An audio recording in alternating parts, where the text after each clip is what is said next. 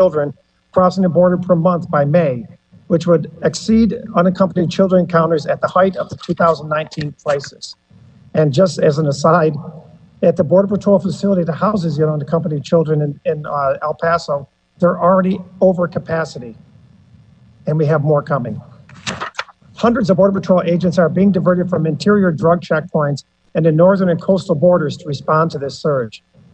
DHS has asked for volunteers to help manage the overwhelming number of migrants at the border. And FEMA has been taken away from, some members of FEMA have been taken away from dealing with the pandemic and vaccinating Americans to deal with the crisis. We are clearly in the midst of a humanitarian, security, and public health crisis that the administration refuses to acknowledge and is not being transparent about. This is also a crisis that has to be costing millions of dollars a day, and I expect more specificity from the department in the weeks ahead on the exact magnitude of this preventable financial burden. I know from going to the border this week that Customs and Border Patrol agents have told me that they're taking money from future payments for Customs and Border Patrol agents later this year, and that if there's not a supplemental, they won't have money at the end of the year to pay their agents. That's how bad it is. Mr. Secretary, going back to the beginning of my statement, I do not want to simply throw stones. I just don't. I would sincerely like to work with you and the administration on this issue and come to the table with solutions. Today, I would like to propose several measures the administration can take in short order to get this crisis under control. We can restart already appropriated wall funding. There is nothing more bipartisan than keeping our country safe, and the Customs and Border Patrol agents are screaming for this. And strong border security is part of that. Reimpose the Remain in Mexico policy, end catch and release, and protect Title 42 authorities. Listen to our frontline workers and continue to invest in more barriers, technology, access roads, and resources for personnel. And work with our foreign partners once again to prevent more migrants from reaching our border in the first place. And prioritize the need to test and vaccinate the frontline Customs and Border Patrol and the ICE workforce. Help me finalize legislation to follow a Homeland Security Advisory Council recommendation to create a trust fund for border surges so we can deal with them in a more timely manner. I sincerely hope that despite the rhetoric, the administration has taken this crisis seriously and that we can work together to find solutions that are good for the country. I really sincerely mean that, Mr. Chairman and Mr. Secretary. Mr. Chairman, I want to thank you again for holding this hearing. I look forward to the testimony of our witnesses, and with that, I yield back. Other members of the committee are reminded that under the committee rules, opening statements may be submitted for the record.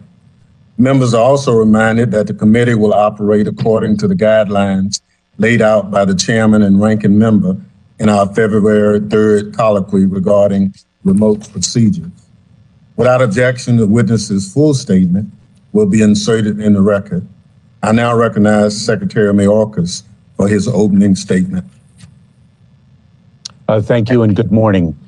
Chairman Thompson, Ranking Member Katko, and distinguished members of the committee. Thank you for the invitation to join you today. At the very outset, I should recognize the tragic event that took place in the surrounding areas of Atlanta yesterday. Our thoughts and prayers are with the victims of that tragic event, those who lost their lives, as well as those who were injured. We are tracking that event very carefully. I have already been briefed on it, and I know that the Federal Bureau of Investigation is working underway to understand all of the facts, and that the individual who is a suspect of that event is in custody. More than 240,000 individuals dedicate their talent and energy each day to protecting our homeland security. It is an honor to appear before you to represent them and the critical work they perform in the service of the American people. DHS personnel protect our country from foreign and domestic terrorism while also protecting our privacy, civil rights, and civil liberties. They secure and manage our borders while also restoring America as a place of refuge. They support a whole-of-government effort to defeat a pandemic that has impacted every part of American life while also facilitating the legitimate trade and travel needed for a strong economy. The challenges we face are great, but we do not face them alone. The Department of Homeland Security is fundamentally a department of partnerships. Congress, all of you, is one of our essential partners. I commit to working with this committee on a bipartisan basis to ensure the success of our Homeland Security mission.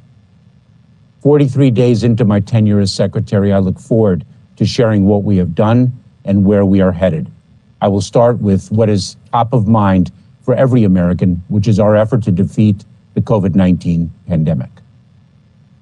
On the first day of this administration, President Biden challenged FEMA to stand up 100 federally supported community vaccination centers in only 30 days.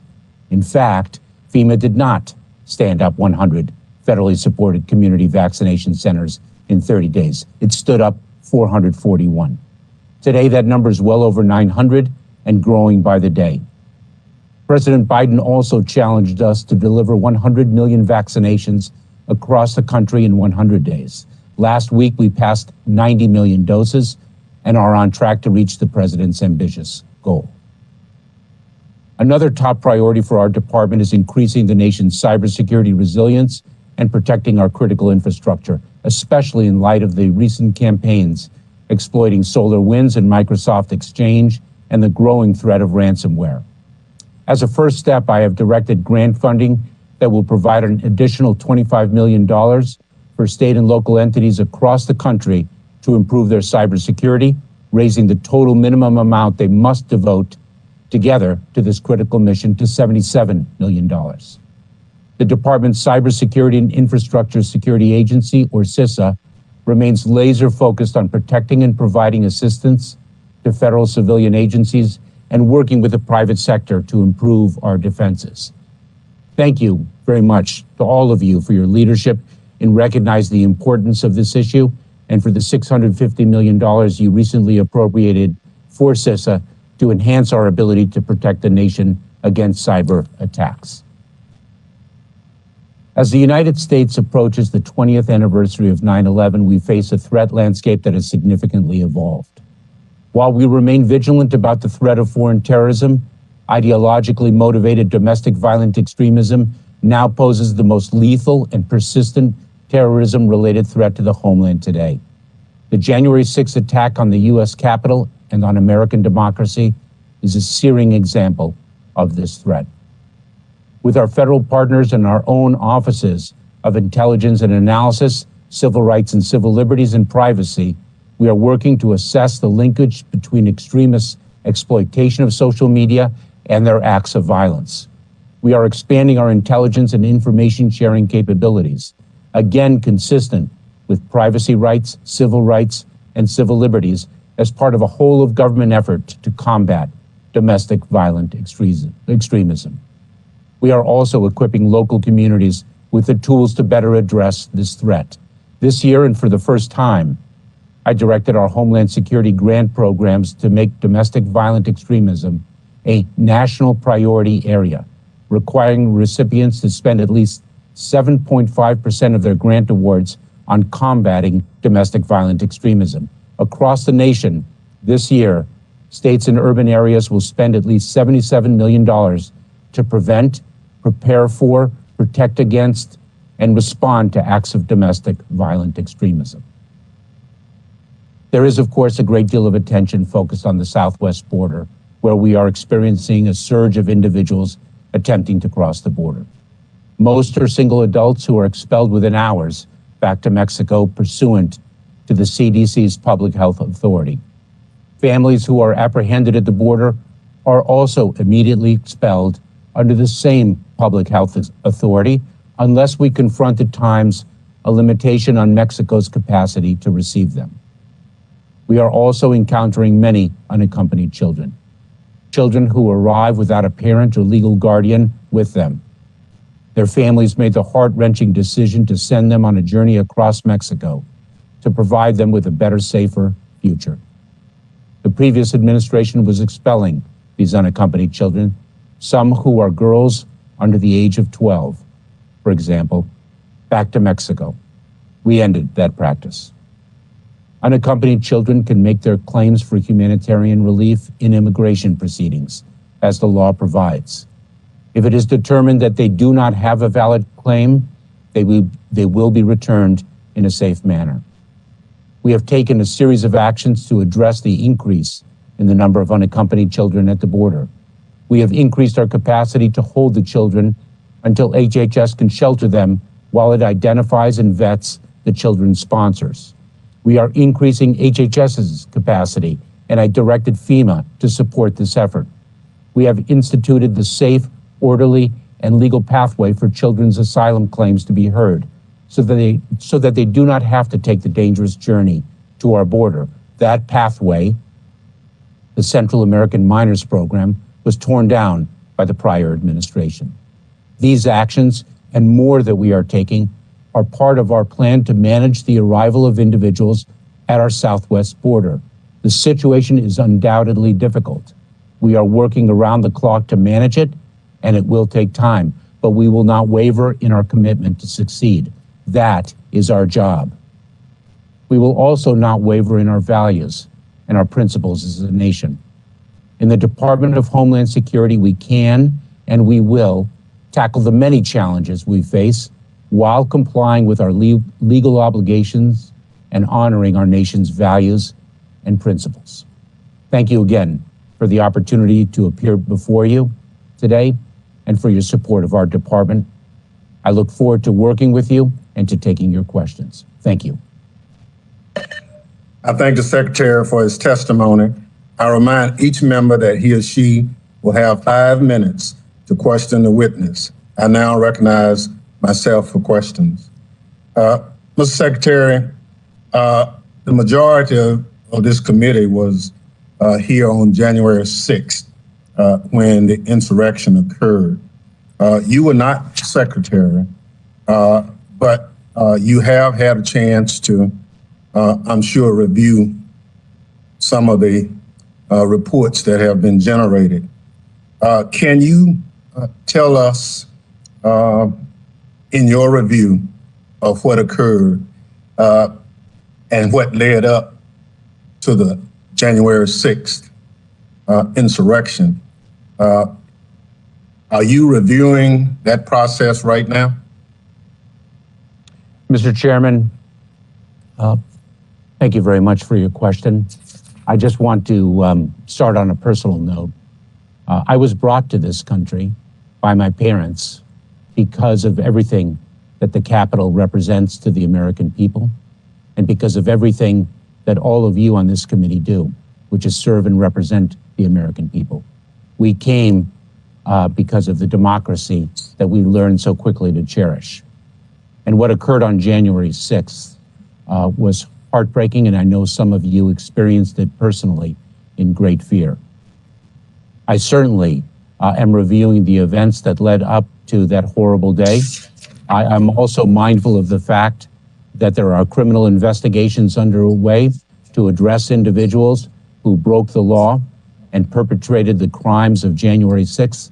And so I conduct my review and I receive my briefings mindful of the sensitivities of pending criminal investigations and prosecutions. It is very much a focus of the Department of Homeland Security, of mine personally, and as I mentioned in my opening remarks, domestic violent extremism is one of the gravest and most persistent threats that we as a country face, and we are fully engaged in addressing it. Thank you very much.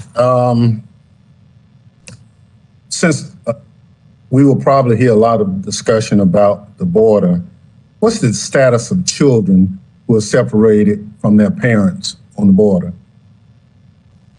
Mr. Chairman, the children who were separated from their parents under the Trump administration are the subject of an intense effort and an all-of-government effort directed by President Biden to find the parents and reunite the families and restore our nation to its core principles and values. We appointed an incredibly talented and dedicated executive director, Michelle Barnett, to lead the task force. I am the chair, along with the Secretaries of State, Health and Human Services, and the Attorney General of the United States. This is a full-time effort by talented and dedicated individuals, not only in the Department of Homeland Security, but in the other departments that I mentioned. We look forward to working with this committee, with other members of Congress, and harnessing the talent and resources of the private sector and community-based organizations in this effort. We have an obligation to find the parents and to reunite those families.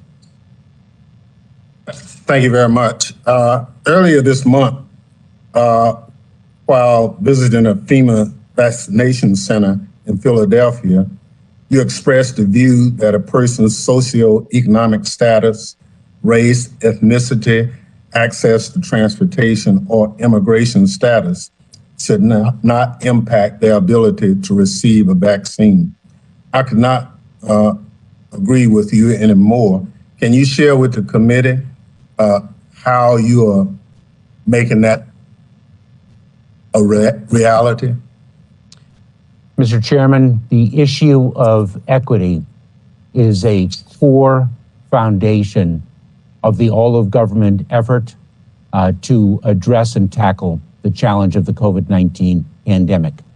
FEMA uses a social vulnerability index that addresses the vulnerabilities that you identify in ensuring that the placement of the community vaccination centers address the issue of equity and equality of access to the vaccines. I will share with you that I participate, along with other cabinet members, in a weekly meeting led by Jeffrey Zients, who leads the all-of-government effort on behalf of President Biden. And the issue of equity and the emphasis on equity begins our discussions every week. It is uppermost in our minds, and that too is a core obligation of ours. Thank you very much. I now recognize the ranking member of the full committee, the gentleman from New York, Mr. Katko, for questions. Thank you, Mr. Chairman, and thank you, Mr. Secretary, for the way you've been accessible and have reached out to me several times. We've had several good discussions already, and I appreciate us getting off on the right foot. And I want to commend all the men and women at the Department of Homeland Security and all the subsidiary agencies for the great work they do every day. I encountered many of those this weekend in El Paso, where I started my career as a prosecutor and where I went after cartels. And I know from then and I know now that they're the frontline people, they're the frontline workers, and what the discussions you have with them really ring true. And after discussing things with them, I became that much more alarmed about what's going on at the border. And as we discussed yesterday in a phone call, I've got a series of questions that really require just a yes or no answer. And I would appreciate if you could just go through those quickly. If you could confirm some of these for me. First of all, do you agree that President Biden signed multiple executive actions on his first day in office to one, halt border wall construction, two, end the Remain in Mexico policy, and three, cancel asylum agreements with Central American partners? I do, and if I may, Mr. Ranking Member, I appreciated our two conversations thus far and the spirit of partnership to which we are both committed.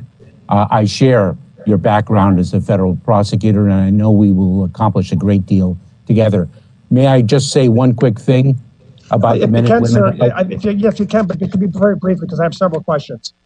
I will, because I share your tremendous pride in the men and women of the Border Patrol and in the men and women across the Department of Homeland Security. When I took office on February 2nd, 2% of the frontline Border Patrol personnel had been vaccinated. And what I heard, first and foremost, was the fact that their health and well-being had not been taken care of. We launched Operation VOW, Vaccinate Our Workforce, and over 26% of the frontline personnel are now vaccinated. And I know that, Mr. Secretary, I don't mean to cut you off, but I do have many questions. I do appreciate you taking care of the agents. That's very commendable. Also, do you agree that Customs and Border Patrol Border Protection encountered more than 100,000 individuals in February, which was a 173% increase from February 2020? Just yes or no? The numbers with respect to February of this year are accurate, Mr. Ranking Member. Thank you. And 2020 is not the... Can you confirm that Customs and Border Protection's Donna facility was recently at over 700% capacity? I don't have the precise figure. It was certainly over capacity, Mr. Ranking Member, and we are addressing that. Thank you. Can you confirm that Homeland Security has asked for volunteers to help manage the quote overwhelming end quote number of migrants at the border? I'm sorry, can you repeat the question, Mr. Sure. Ranking Member? Sure. Thank you. Can you confirm that Homeland Security has asked for volunteers to help manage the quote overwhelming end quote number of migrants at the border? We have certainly called upon the volunteer workforce to assist in managing the border, as we have done before, and we have done in many circumstances to address the varied mission of the Department of Homeland Security. I'm extraordinarily proud of our volunteers. Can you confirm that over the weekend you directed FEMA to help receive, shelter, and transfer unaccompanied children from the southwest border? Yes, indeed. Thank you. And FEMA was the same agency who was charged with its first nationwide disaster order in handling the pandemic and distributing vaccines? It most certainly is, and it is extraordinarily capable in addressing the many challenges that we throughout the Department of Homeland Security and throughout the nation confront. This is not the first time that we have deployed the fantastic people of FEMA to address different challenges throughout the country. Sir. Thank you. Can you confirm that in order to pay for the response to the surge at the border, it's highly likely that you're going to need a supplemental appropriations from Congress? That is not certain by any means, Mr. Ranking Member, and I certainly will stay in close touch with you with respect to the financial impacts of the work that we are performing, not only in this mission set, but across the department. Okay, now a couple quick questions. If you agree with the facts that we've set out, and I appreciate your candor, and you said earlier in your testimony that the situation at the border is undoubtedly difficult. Well, given the tremendous rise and surge of individuals coming to the border, wouldn't it be fair to call it a crisis? Because that's what your agents are calling it. Mr. Ranking Member, first of all, if I may, I didn't necessarily agree with all the statistics that you cited. Mr.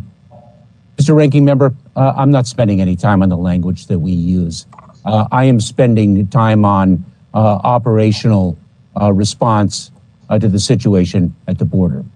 Okay, just two quick questions, Mr. Chairman. I know I'm almost done here. That's what I'm focused on. Despite our disagreements and despite the language characterizations, I want to talk about solving problems. And I just want to get a commitment from you of two things. One is that you're open to work with members of Congress, regardless of whether they're Democrats or Republican, to reverse the disorder at the border. I will be a partner of members of Congress, regardless of party. Okay, and lastly, Mr. Chairman, thank you for your indulgence. Will you commit to encouraging the president to accept Leader McCarthy's well-intentioned invitation to discuss the border crisis? And I'd like to be there too, if I could, on how we could come together to fix it. Mr. Ranking Member, I will defer to the president to how he believes he should conduct the meetings that he hosts. Thank you, Mr. Secretary. I yield back, Mr. Chairman. Thank you very much. The chair now recognizes other members for questions they may wish to ask the witness. I'll recognize members in order of seniority, alternating between majority and minority. Members are reminded to unmute themselves when recognized for questioning, and then mute themselves once they have finished speaking, and to leave their cameras on so they are visible. The chair now recognizes the young lady from Texas, Ms. Jackson Lee, for 5 minutes. Mr. Chairman, thank you so very much for your leadership. To the Secretary, it's good to see you again. We've worked together before. My time is short. My questions, I will try to be as short as possible if your answers could be likewise. I'm outraged about the shootings in Atlanta. Thank you for starting out. We offer our deepest sympathy. 6 of those individuals seem to be Asian out of 8. What is the department going to be doing about, even though the investigation is not proceeded, what may be domestic terrorism or hateful acts, violent acts against communities like Asian Americans, which have seen a surge in hateful acts? Mr. Secretary, very quickly. Congresswoman, it's nice to see you again as well. I won't comment on the tragedy of yesterday because it is under investigation, but we are intensely focused on the greatest threat that we face in the homeland from a terrorism perspective, as I mentioned at the outset, and that is domestic violent extremism, violence that is motivated by different ideologies, including ideologies of hate against particular social groups. I appreciate it. I hope that we will focus on Asian Americans as we have done on other groups, and certainly we know that African Americans have been the target of white supremacy and white racism. Let me move quickly to the border and indicate to you, Mr. Secretary, that this administration has a border policy. I congratulate you for it. It is not a policy of putting children in cages, which we had to suffer for year after year on the Trump administration. There are no children in cages. So I would simply ask this. I applaud the utilization of FEMA, and I applaud the utilization of a policy. Can you succinctly say what that policy is as it relates to the border and your policy for moving children who are now moving to temporary sites like Midland and Dallas to a process where they can seek asylum and or go to their custodial representative in this country? Mr. Secretary? Congresswoman, the border is secure and the border is not open.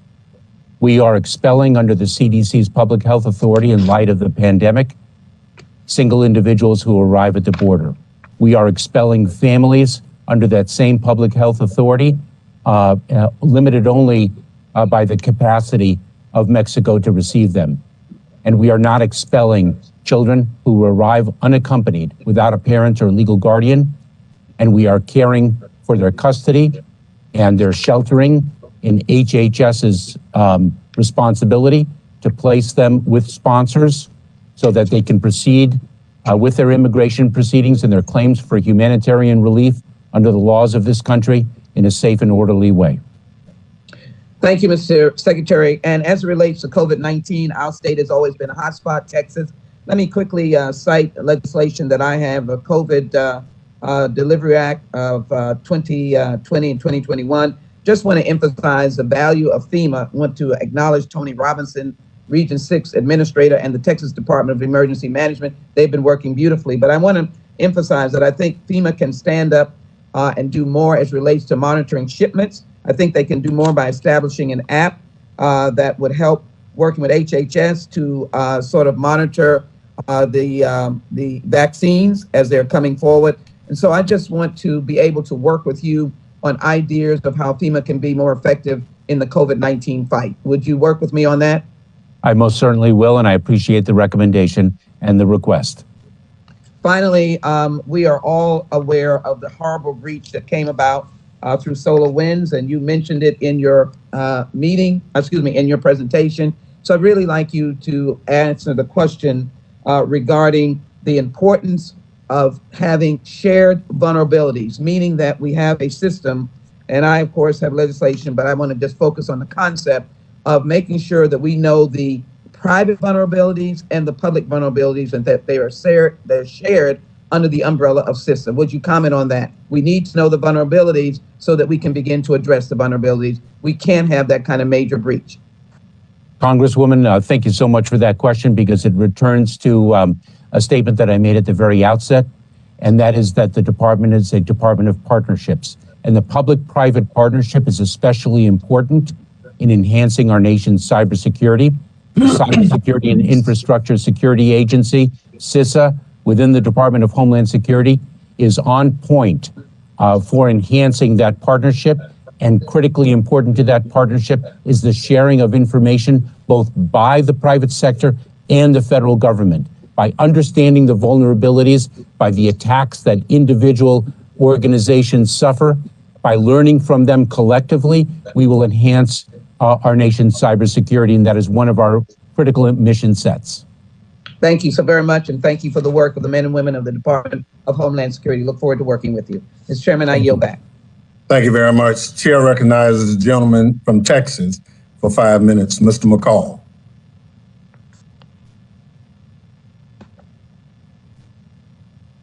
On a recent confirmation. You know, you and I think, have seen this movie before. In 2014, when I was chairman of this committee and you were deputy secretary of DHS, Obama called the surge of migrants at the southern border a humanitarian crisis, and he was right. And today, we're seeing another surge at our southern border. We've both seen this movie before, and we know the plot, and we know the outcome. As chief of counterterrorism and national security for the U.S. Attorney in Texas, I learned that Deterrence does work firsthand. In fact, Mr. Secretary, you were a federal prosecutor in a border state yourself. And I believe that words do matter. I know you mentioned that maybe the language doesn't matter. I think words do matter. I think you sent exactly the wrong message when you stated, quote, "We are not saying don't come. We are just saying don't come now." That is not a message of deterrence. The Trump administration, in my judgment, did a masterful job in negotiating the Remain in Mexico policy and the asylum cooperative agreements with Central America. It was actually a foreign policy achievement. And it worked. Migrants would have to wait in Mexico for their asylum trial, and the border was under control. However, with the stroke of a pen on Inauguration Day by President Biden, these policies have been suddenly reversed and canceled. Cartels and traffickers see that the green light is on at our southern border, and the United States is open for business again. Again, the message is, come on in. Just like that, catch and release has returned as a policy of this nation. And so, Mr. Secretary, has the threat. Migrants are given a date to appear in court and suddenly disappear. The children are the victims, and the cartels are celebrating this victory. Sir, with all due respect, this administration has created this crisis by rescinding these agreements. And just yesterday, you said, quote, "We are on pace to encounter more individuals on the southwest border than we have in the last 20 years. That is staggering. And I appreciate your honesty. I agree with you. It is going to be the most we've seen in 20 years. You may call that only a challenge, but I call that a crisis. So I must ask this question. Why in the world did this administration and President Biden basically shred the Trump administration's asylum agreements with Mexico and Central America? This administration's actions have had a direct cause and effect on this humanitarian and border crisis. What was this administration and the president thinking? Congressman, it's nice to see you again, and I'm very proud of the work that we did together when I was the deputy secretary and you were the chairman of this very esteemed committee. Sometimes the tools of deterrence defy values and principles for which we all stand. And one of those tools of deterrence that the Trump administration employed was deplorable and absolutely unacceptable. And if we want to speak of language, then let me speak of language. I will share with you how I define a crisis. A crisis is when a nation is willing to rip a 9-year-old child out of the hands of his or her parent and separate that family to deter future migration. That, to me, is a humanitarian crisis.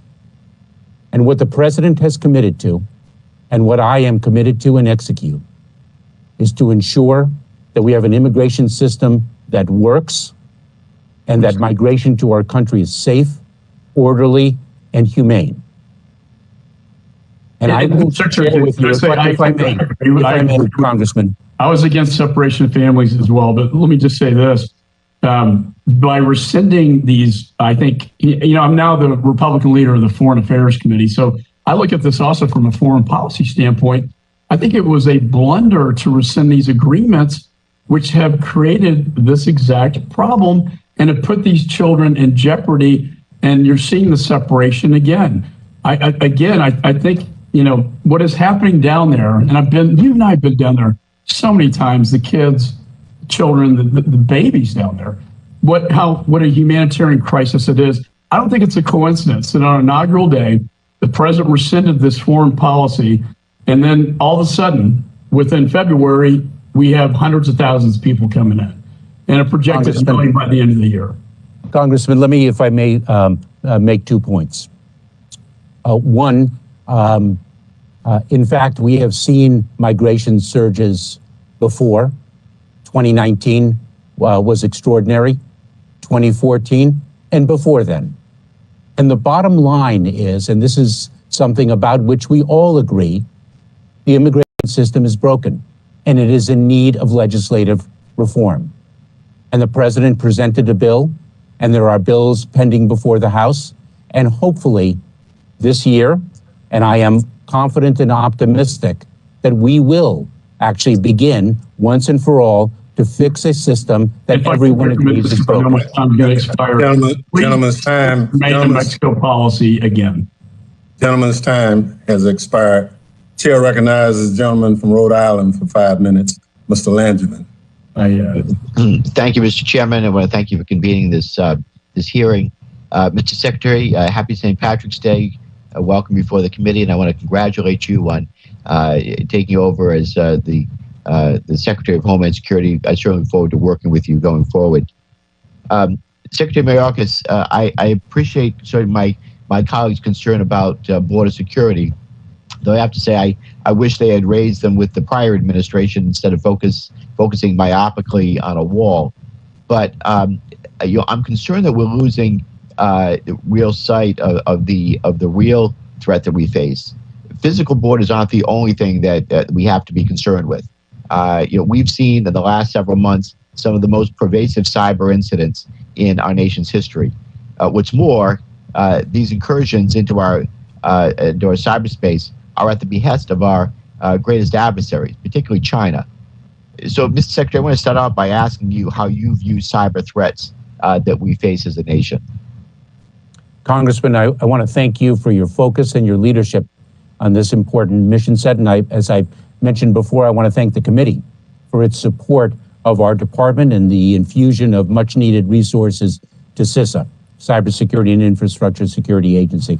This is one of my foremost urgent priorities for the very reason you articulate.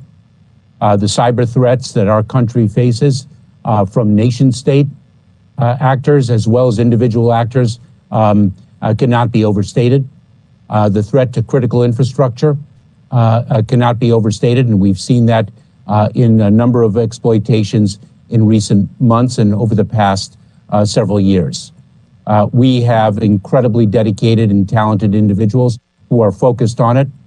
The president has identified this as well as a critical mission set, and Ann Neuberger is an extraordinary appointment as the Deputy National Security Advisor focused on cybersecurity. This, too, is an all-of-government effort. Thank you, Secretary, and I'm glad you touched on critical infrastructure. I'm a big proponent of the Cybersecurity and Infrastructure Security Agency's work on risk analysis. In fact, I authored a provision in last year's NDAA codifying responsibilities of sector risk management agencies to support that work. Now, recent events, whether the cyber incidents tied to SolarWinds or Microsoft Exchange server or the frigid temperatures in Texas, have demonstrated how the failure of a few important assets supporting national critical infrastructure, national critical functions, can have cascading and often devastating effects. So the Cyberspace Solarium Commission, on which I serve as a commissioner, has suggested the concept of systemically important critical infrastructure, or SICI, for lack of a better term, but as a framework for managing these risks. So, Secretary, do you believe that SICI, based as it is on work the Obama administration did as part of Executive Order 13636, is a useful framework for managing risks, particularly cyber risks? Congressman, thank you. I do, and that is very much a subject of our discussion, and I really appreciate your focus on critical infrastructure. It is a subject that I discussed with the leadership in the Department of Homeland Security on cybersecurity just a few days ago, because that is indeed a critical area upon which we all must focus. And I really appreciate your work on the commission. Thank you, Secretary. Also, the Solarium Commission believes that DHS is really the linchpin in helping to mitigate risk before cascading failures occur. Do you agree with this assessment? And how are you engaging with your fellow cabinet secretaries and the White House to better manage risk to systemically important entities? Thank you, Congressman. Certainly, the Department of Homeland Security and CISA in particular has a key role to play in the federal government architecture. And as I mentioned earlier in response to the Congresswoman's question, the public-private partnership is key, and we are, of course, on point for that.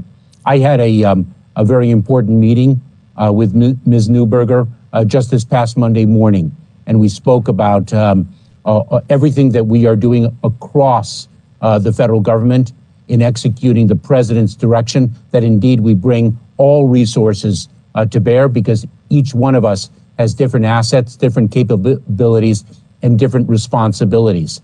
This is really, it's not just an all of government effort. I think, as you have correctly noted in the past, it's an all of nation effort, because here in cybersecurity, we say that we are only as strong as our weakest link.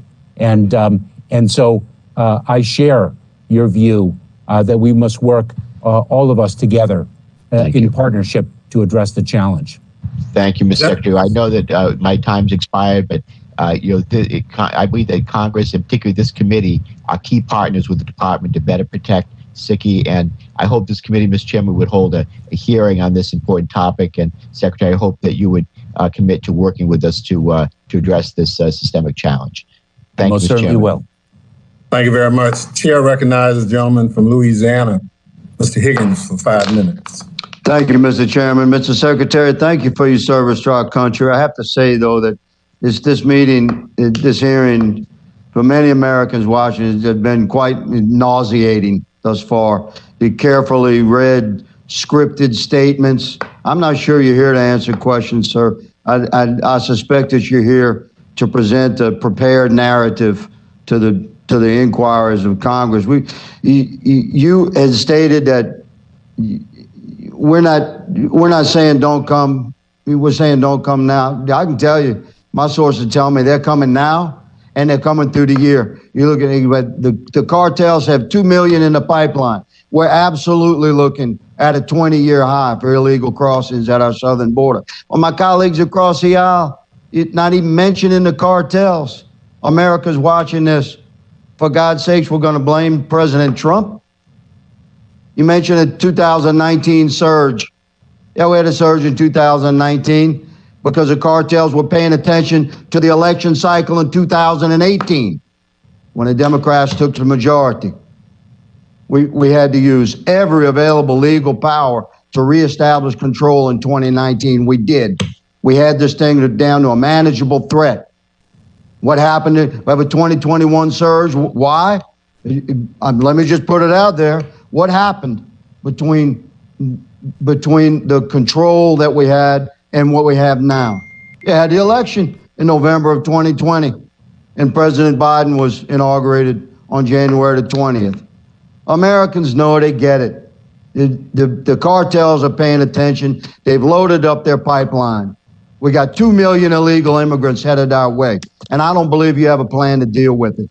And let me say regarding FEMA, if there's not a crisis or a humanitarian disaster at the southern border, then may I please suggest we take our FEMA disaster response teams deployed there and send them somewhere where they're needed, like my district in southwest Louisiana, where there's still hurricane victims waiting on temporary housing.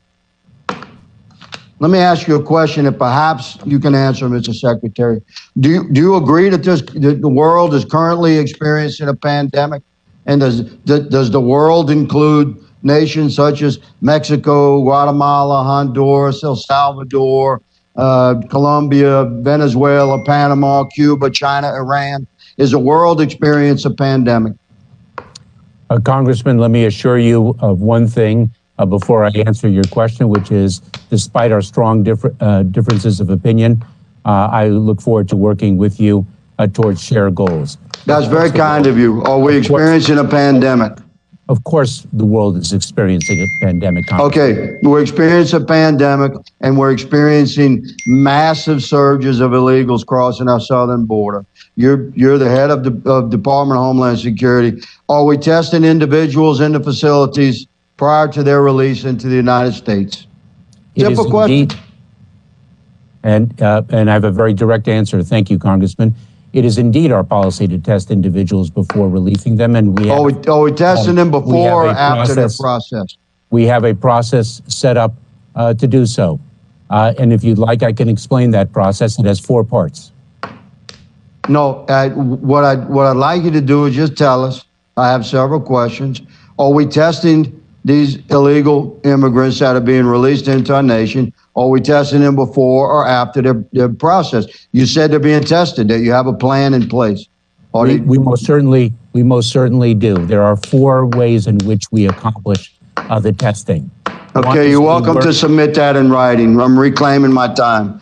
To me, I think the American people are witnessing a question dodged. The bottom line is illegal immigrants are being processed at the border and released into our nation that have either not been tested or tested positive for COVID. I don't think I'm going to get a straight answer from you. I have another simple question.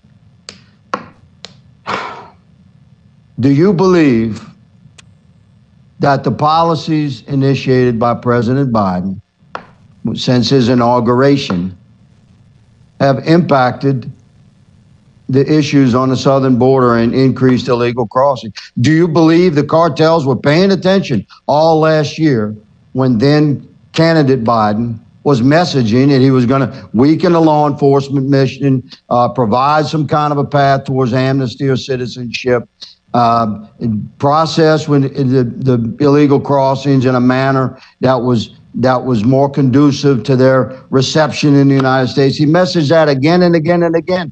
Do you think the cartels heard that? Do you think that maybe had something to do with what we're dealing with right now? Congressman, I share a background with Ranking Member Katko and Congressman McCall. My goodness gracious. I'm not going to get a yes or no out of you. You know what I'm going to do? I'm going to submit my questions in writing because you're not here to answer hard questions, sir. You're here to repeat narratives that's been prepared by staff and attorneys. And I don't appreciate you dodging these questions. Mr. Chairman, I'm going to yield my time and submit my questions officially in writing to the Secretary, and I'm going to expect them to be answered. And if they're not, we're going to make some noise. I yield. Gentleman's time has expired. Chair recognizes gentleman from New Jersey, Mr. Payne. Thank you, Mr. Chairman. I believe that when a witness is before us, he should be given the opportunity to answer the question and not shout it over. So in that vein, I will try to do that. Mr. Secretary, we've seen a lot of criminality charged insurrectionists from the attack on January 6th cite President Trump's words as a reason for participating in the attack. For example, Garrett Miller, who was charged for his role in attacking the U.S. Capitol, said that I believe that I was following the instructions of President Trump. Robert Sanford, who has been indicted for attacking Capitol Police officer, our law enforcement, the people that defend us, as was just stated by the previous member, our law enforcement, that he attacked, told the federal agents that he followed the president's instructions and gone to the Capitol for that day. Mr. Secretary, is it fair to say that that extremist groups see President Trump as their leader of their movement?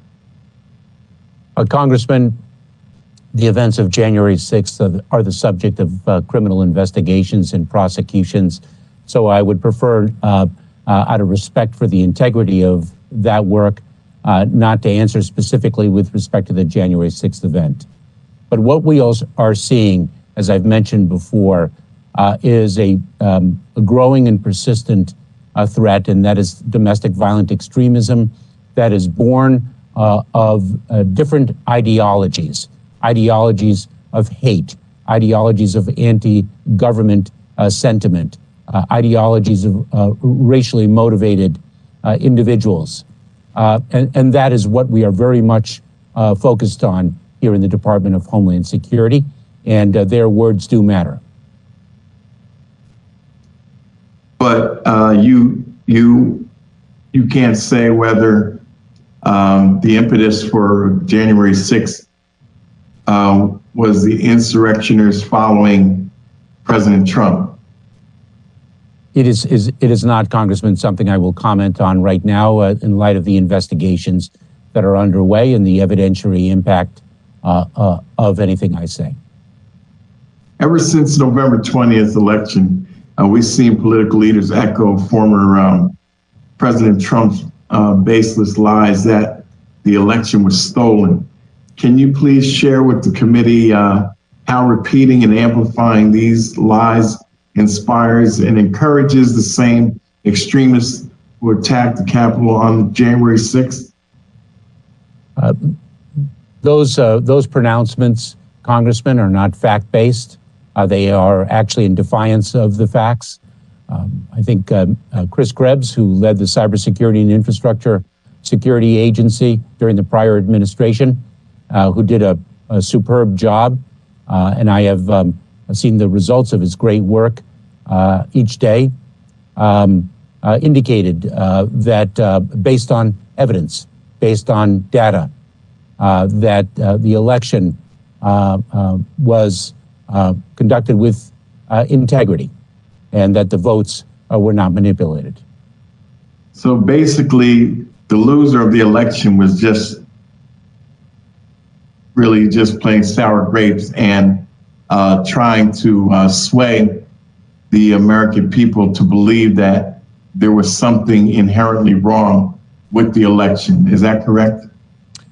Congressman, I focus on election security with our state, local, tribal, territorial partners. That is what I am focused on. Okay, so the president's echoes were baseless. Thank you, Mr. Chairman. I yield back the balance of my time. Thank you very much. Chair recognizes the gentleman from Mississippi, Mr. Guest, for 5 minutes.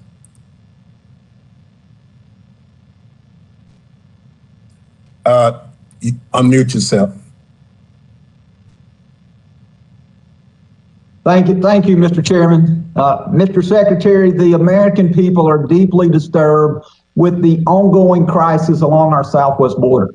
CBP numbers just in February show encounters of over 100,000 individuals, an increase of over 170% from the 36,687 encounters in February of 2020. This issue is of growing concern to the American public, and this is not a political issue. We are seeing calls by many members of the Democratic Party highlighting what we are seeing along the southwest border. Representative Cuellar said earlier, we are weeks, maybe even days away from a crisis on the southern border, and action is simply not an option. Our country is currently unprepared to handle a surge in immigrants in the middle of a pandemic. We see Democratic Representative Vicente Gonzalez say, I can assure you it won't be long before we have tens of thousands of people showing up on the border. And it will be catastrophic for our country, for our region, and for our district. We heard just this week, Senator Joe Manchin. Senator Manchin said, whatever message was sent, it was interpreted the wrong way. It is a crisis. Oh, it is a crisis.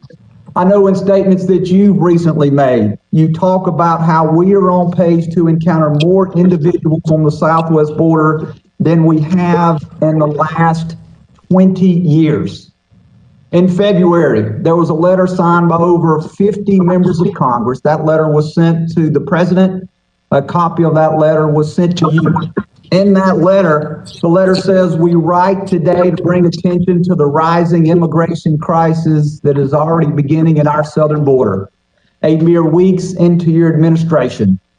That letter goes on to say, on your first day as president, you signed multiple executive orders aimed at dismantling the security of our border, rescinding policies from the Trump administration that were working as intended to halt the flow of illegal immigration, the Biden administration directives on stopping the building of border infrastructure, revoking policies aimed at carrying out interior enforcement, halting deportations for 100 days, and suspending the Migrant Policy Protections, MPP, have all communicated that our borders are open. We know that the February numbers of 100,000 individuals over 28 days works out to an average encounter of over 3,500 a day. In 2019, at the surge of the crisis along our southwest border, former DHS Secretary Johnson, who was secretary under the Obama administration, he was questioned about this. And just 2 years ago, he said, I know that 1,000 cases a day overwhelms the system. I cannot begin to imagine what 4,000 a day looks like. So we are truly in a crisis. Mr. Secretary, we are approaching that 4,000 number that Secretary Johnson described as a crisis in the summer of 2019. In the summer of 2019, both Republicans and Democrats came together. They recognized that what we were seeing, the surge across our border, was an immigration crisis, and it was a humanitarian crisis, and it was a crisis that must be addressed. We saw President Trump put forth policies that almost immediately began to address the overcrowding that we saw across our southwest border. And I will tell you, it is time that this administration do the same thing. In less than 60 days, they have completely destroyed what was a successful policies or roll back those successful policies by the Trump administration. Mr. Secretary, I will close my statement to you with a statement made by former Secretary of State Colin Powell. Secretary of State Colin Powell had what he referred to as the Pottery Barn Rule. The Pottery Barn Rule said, you break it, you own it. Mr. Chairman, at this time, I yield back. Gentleman yields back. Chair recognizes for 5 minutes, Mr. Correa.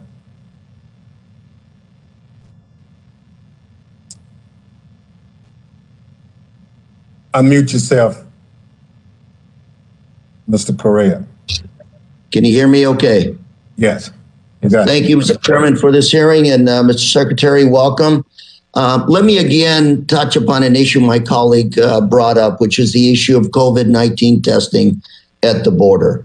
Are you testing all the refugees? And for those refugees that are not turned away, for those refugees that may come into the United States for further evaluation of their case, if they test positive, do you isolate them for the requisite time to make sure that our communities are safe? I know you wanted to elaborate on those, the solutions that you have. So I want to ask you to please elaborate. Please be succinct, specific, and factual. Thank you, sir. Thank you, Congressman. So we have 4 different ways in which we test individuals who come into the country whom we do not expel. We work with community-based organizations and local officials. We release them into those community-based organizations so that they are tested and quarantined there. And we provide 100% reimbursement through FEMA to the local entities and the community-based organizations, provided the state authority does not stand in the way. We work with states when those states have the capacity to test and quarantine.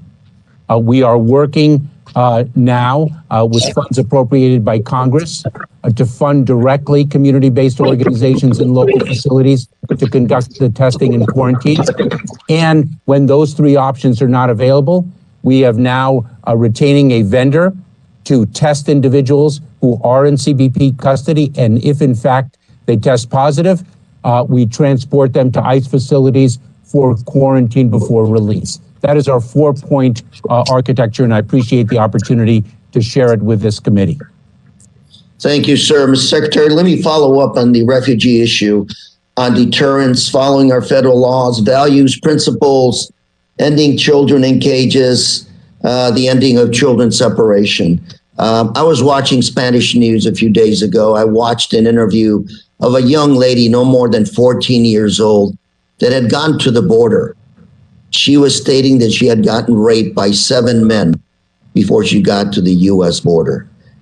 And we talk about deterrence, and I can only imagine the drivers that push immigration north, the dangers at home, the hunger. So my question to you is, when are we going to start? What are the long-term solutions to this problem?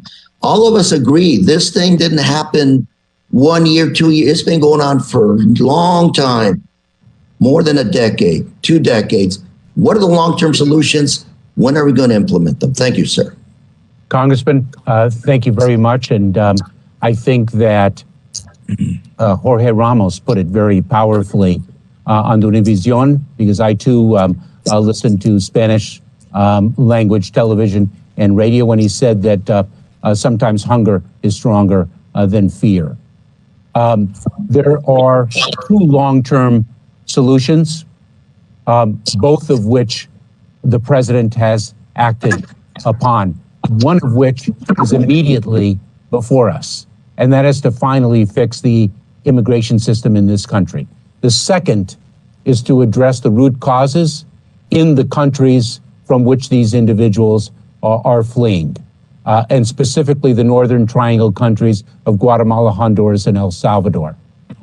We began to invest in those countries and address the root causes, and that funding was discontinued during the Trump administration, and the president is committed to restarting that critical element of an overarching approach to our border and the issues of migration that have challenged our nation for so many years.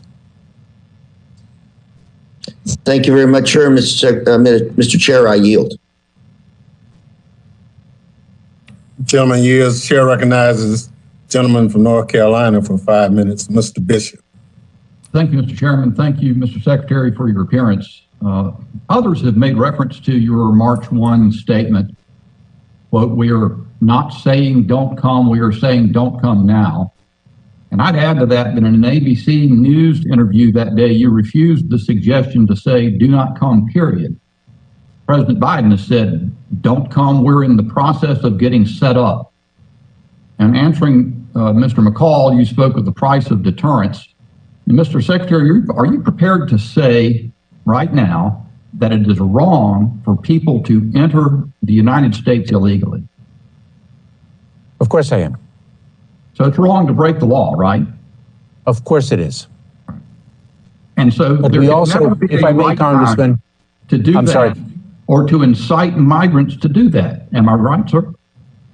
Congressman, of course it is wrong to break the law, and I dedicated 12 years of my career to prosecute lawbreakers. Mr. Secretary, Congressman, I didn't ask for elaboration. Here's the question that I last asked you, because you answered the question. My question is, so there can never be a right time to enter the country illegally or to incite migrants to do that. Isn't that correct? Congressman, if I may speak of the law to which you refer, because our country has... I didn't ask you to explain the law, sir. I just asked you whether or not would you wrong... Mr. Bishop, we allow the Secretary to answer your question. He's not answering my question, Mr. Chairman. He wants to go... I don't want you to debate him. I'm not trying to debate him. I just want him to answer my question. Well, if I may... Let me put the question again, and then we'll see if I can get an answer to my question. What I asked, Mr. Secretary, is there cannot ever be a right time to enter the country illegally or to incite migrants to do that. Would you agree? A claim of asylum, an individual fleeing persecution by reason of his or her membership in a particular social group.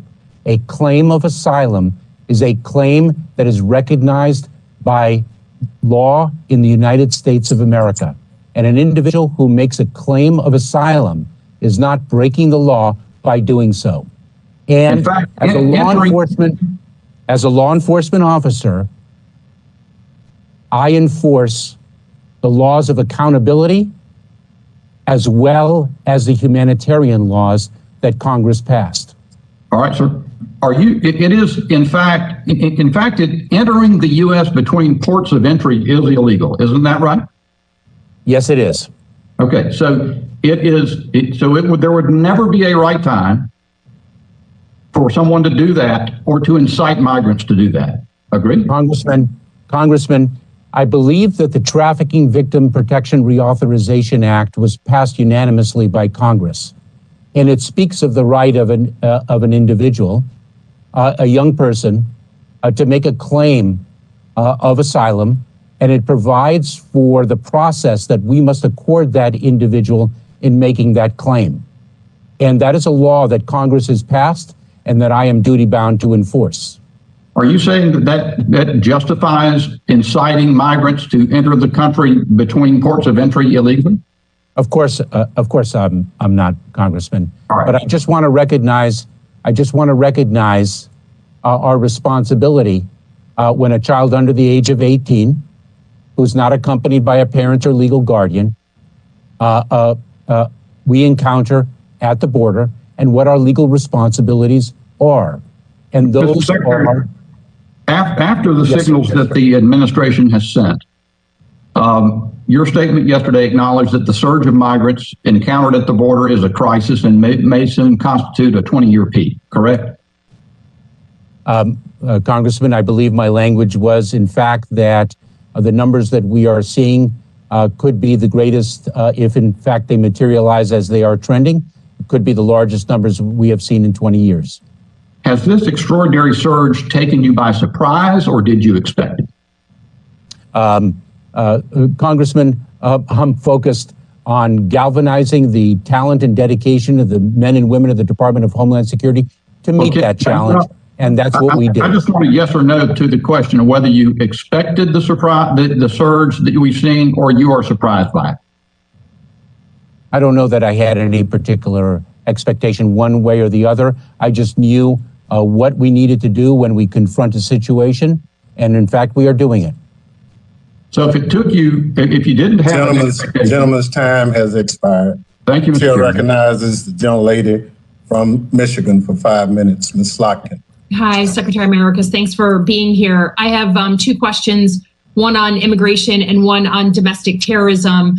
And I will say, as someone who's still relatively new to Congress and who sat and questioned Secretary Nielsen when she came in front of us 2 years ago, I have rarely seen an issue that is more politicized and used as a political weapon than immigration. And I will say, as a former CIA officer and Pentagon official, there is no contradiction between providing significant security for our borders and treating people humanely.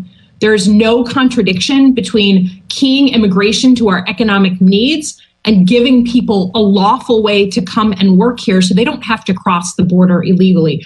All of these things they don't contradict each other. I just have a hard time with this idea that it is literally used as a political football. That being said, I think we need to be clear-eyed about the numbers that are coming over the border, just as we were 2 years ago when the massive surge led the Trump administration to put children in cages as a way to deter them from families from coming. We have large numbers coming over the border. We know larger numbers are coming over the border. We know that you are trying to deal with it. The men and women are working on it. But let me ask you about going forward. Comprehensive immigration reform. We all talk about it. We all use it as a talking point. The other side of the aisle had 4 years to propose something and never did. But can I ask you, do you believe that any immigration reform must address fundamental changes to our immigration system, not just sort of turn people into citizens or give them a pathway without changing the system going forward? And if so, what are the reforms to that system that you're going to push in your meetings with the White House to ensure we're not just going to be in the same situation 5 years, 10 years from now? Thank you very much, Congresswoman. I do believe in immigration reform and always have, and I think everyone agrees with the need for it. I believe that the president put forward on day one a bill that set forth a vision to achieve exactly that which you speak of, which is fundamental reform to a system that we all know is broken. I know that there are critical elements of that bill that are before the House and upon which the House will soon vote. And I think they strike at some of the core needs, the core fixes that the immigration system requires to move us forward in a better way. Okay. I appreciate that. I would say just an honest reading of the bill, it is hard for me to understand how in a comprehensive way we actually make it easier for these folks who are risking their lives to come across the border to instead apply to legally work here. And it is hard for me to understand how some of our businesses, our farm workers, our tourism industries are going to actually have an easier time getting legal immigrants to come work here. That's what we all want. And I would just ask you to make sure that any bill that comes across, any final bill, actually shows us how the system is going to reform, not just temporarily change. On the issue of domestic terrorism, your entire department was created because of the attack on our homeland on 9/11. The department wouldn't exist without that. Can you tell me today on the issue of domestic terrorism? You noted in your testimony that lone wolf domestic terrorism was, or domestic violent extremism was your biggest worry. Are you currently more worried about domestic violent extremist lone wolves than you are about foreign terrorist lone wolves? Congresswoman, the threat picture evolves, as you well know, given your past experience in the intelligence community. The threat picture is an evolving one. It's a very dynamic threat. When I started in the Department of Homeland Security back in 2000, I just have very little time. I'm sorry, Mr. Secretary. Yeah, I think people deserve to understand the order of magnitude of this threat. It is right now, forgive me, Congresswoman, right now, at this point in time, domestic violent extremism, the lone wolf, the loose affiliation of individuals following ideologies of hate and other ideologies of extremism that are willing and able to take those ideologies and execute on them in unlawful, illegal, violent ways is our greatest threat in the homeland right now.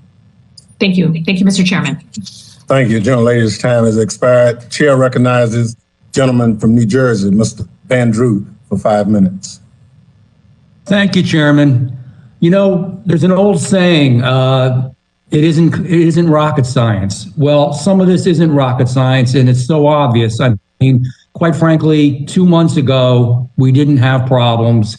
We had some problems, but they were certainly greatly diminished over time.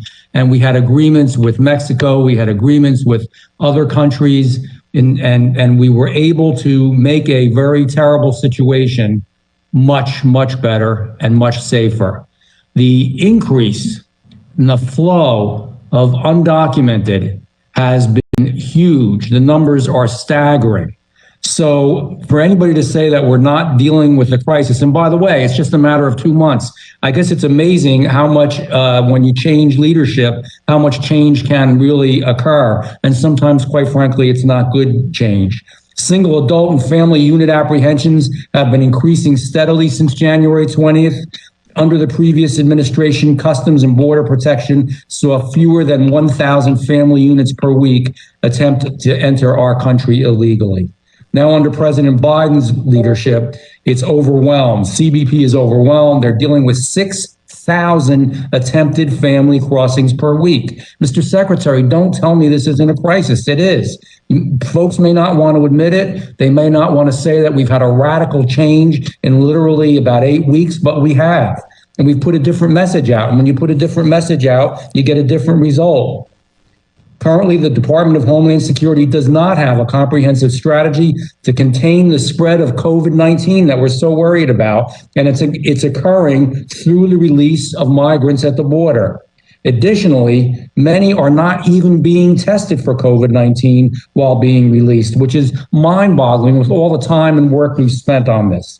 The situation is not acceptable. The situation is not sustainable. We are a nation of the rule of law, which demands strong borders.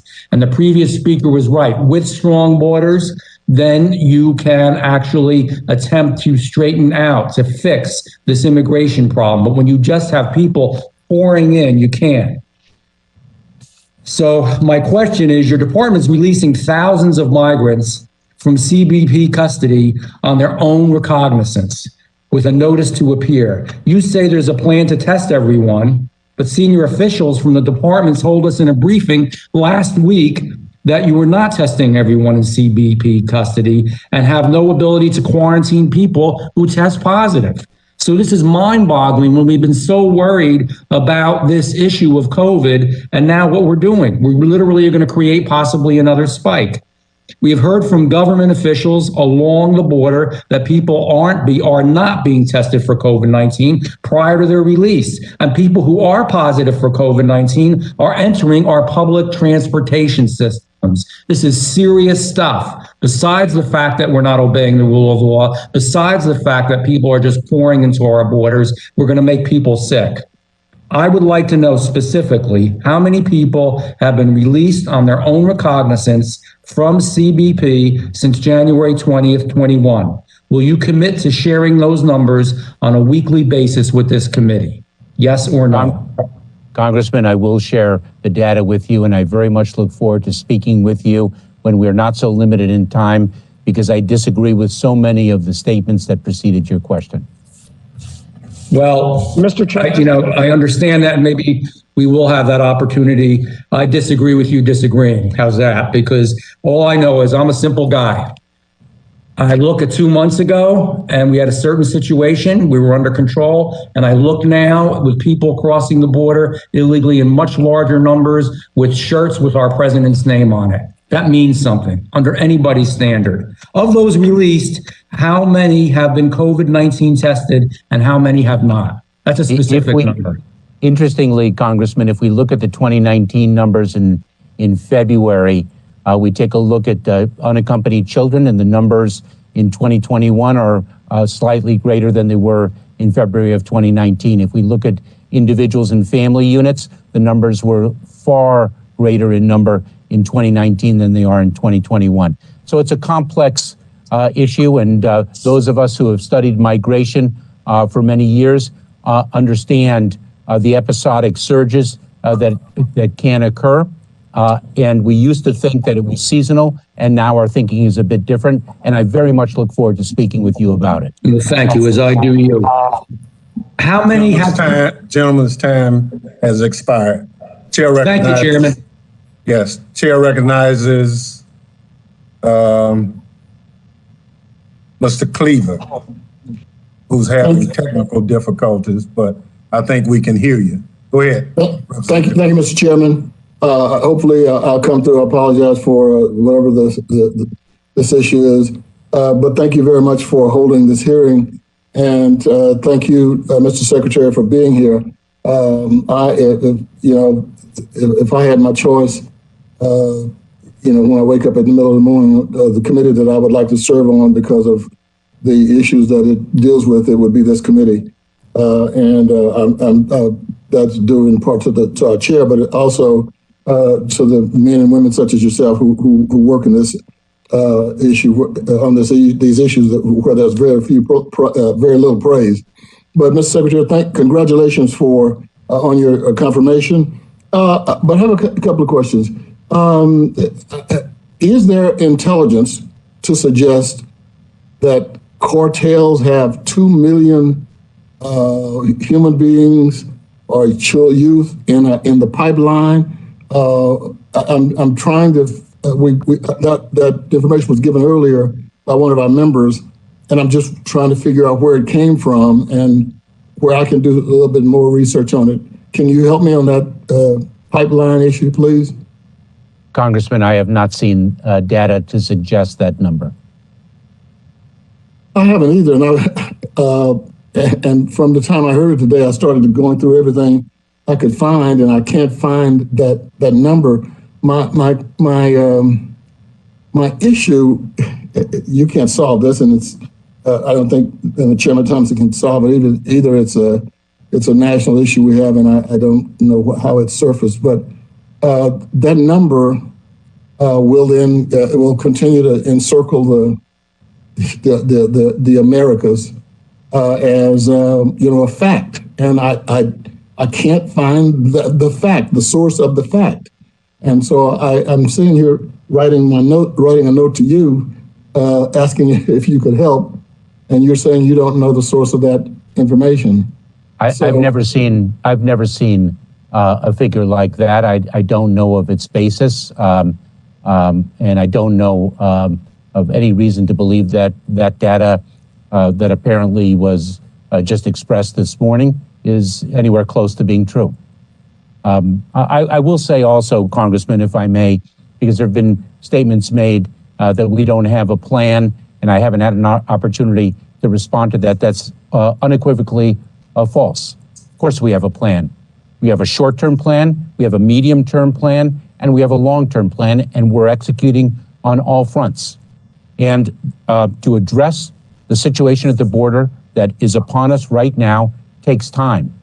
And we are working around the clock to do it. And this is what we do, and we will succeed. I believe in the men and women of the Department of Homeland Security, and I believe in our commitment, our capabilities, and we will get the challenge tackled. Thank you, Secretary. My time is running out, but I wanted to ask you, so I guess the cartels are not sending out a press release saying, telling how many people they have in the pipeline. You don't have to answer that. But I mean, that gave me my headache for today. The other one is, do you have any idea about the youngest individual who have come into our custody from south of the border? There are children, Congressman, who are infants to the age of 5 that come into the border. I confronted a situation of 3 young siblings under the ages of 10, the youngest one being 2 years of age, whose mother didn't make it along the dangerous journey. And that's why we communicate as we do, not to take that dangerous journey as we build legal pathways that the law provides for people to seek humanitarian relief in our nation. Thank you. I think, has my time run out yet? If not, my question was, this word Antifa, I've been looking it up. It goes all the way back to Spain, and it was actually began to be used during the reign of Hitler, fascism in Germany. It was an opposition to fascism. Until Monday, until January, I didn't know Antifa from my Aunt Edna. That's my grandfather's sister down in Waxahachie, Texas. So at first I thought it was a relative or something, but what is Antifa? Is it an organization, or is it what is it? I mean, I hear it every day from everyone on one side. Antifa is an abbreviation, if you will, for anti-fascist.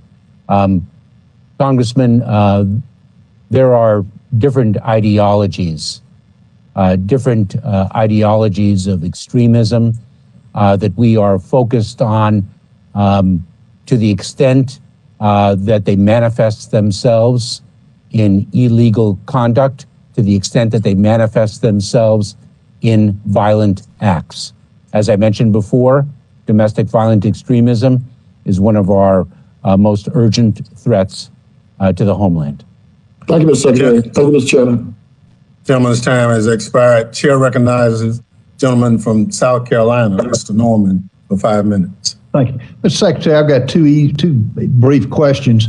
When an alien crosses a line into America on his own, didn't go through any checkpoint, is he deemed an illegal? It is an illegal crossing when an individual crosses in between the ports of entry. Is he sent back to his country of origin? Are you speaking of right now, if it's a single adult, the individual is expelled under the authority of Title 42 of the United States Code, which is the CDC's public health authority. So he's illegal and he's sent back to the country that he's from. The individual has made an illegal crossing and he is expelled into Mexico, Congressman. Okay. Secondly, what is the number of illegals that are testing positive for COVID according to your records?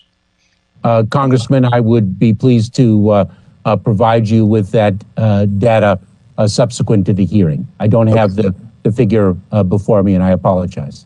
Okay. The other thing, it's been reported you're going to be giving a briefing with the Congressional Hispanic Caucus. Is that true? I believe that is this afternoon, Congressman. Okay. Will you give the Republican Caucus or the RSC or the Freedom Caucus a meeting as well? Absolutely, Congressman. I have committed from day one to approach my work and execute my responsibilities in a bipartisan manner.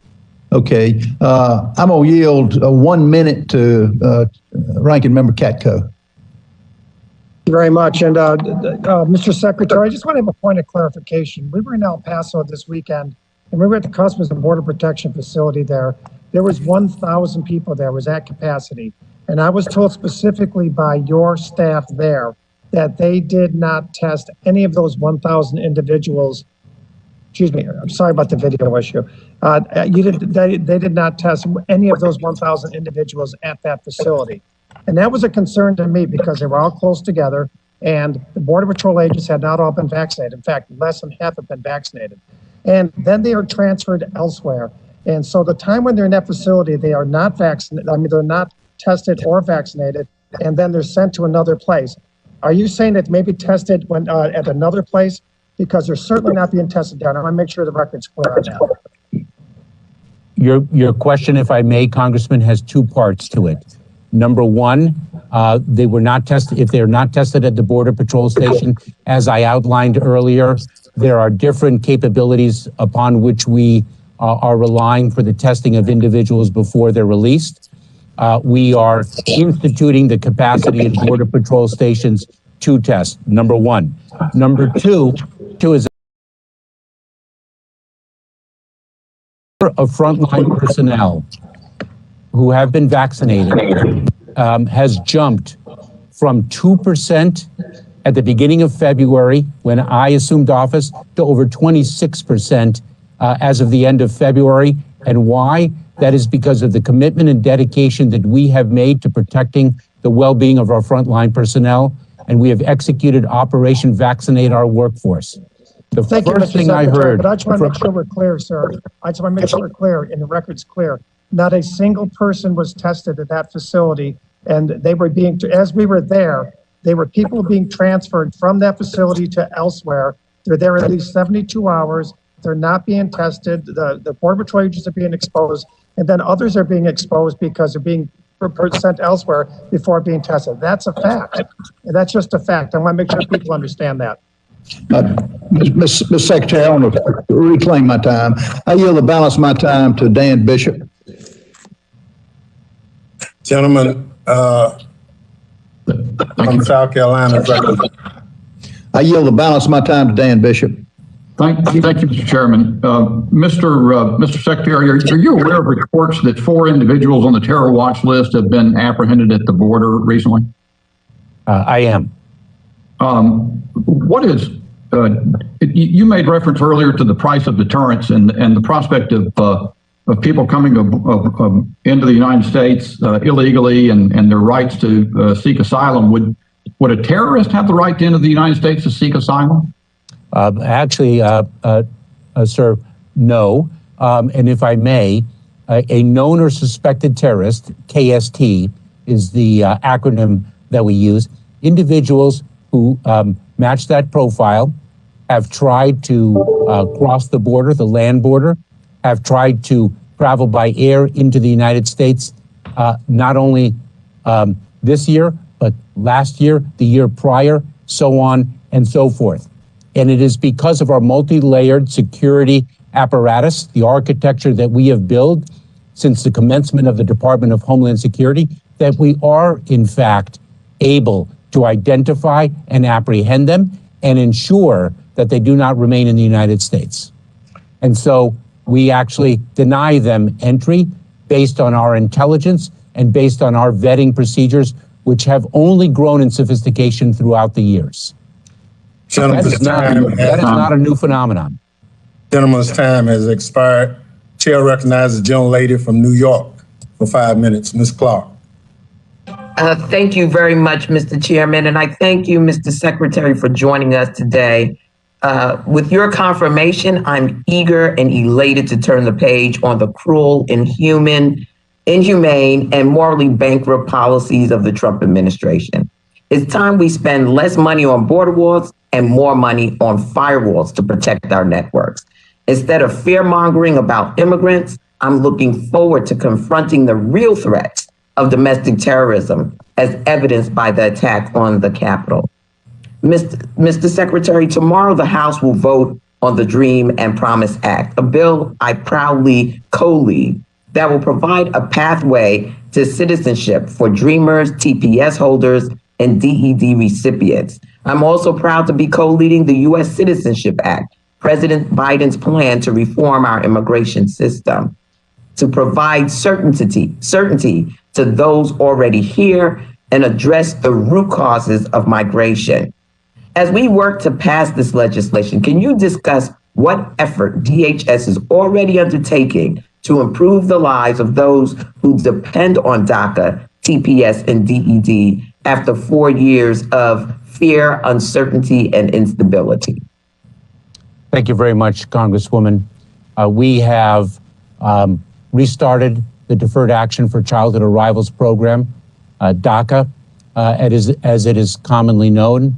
It is a program of which we are immensely proud. So many youth who actually are frontline personnel in the fight against the pandemic are DACA recipients and who benefit tremendously from the legislation that you have proudly sponsored and for which I am grateful.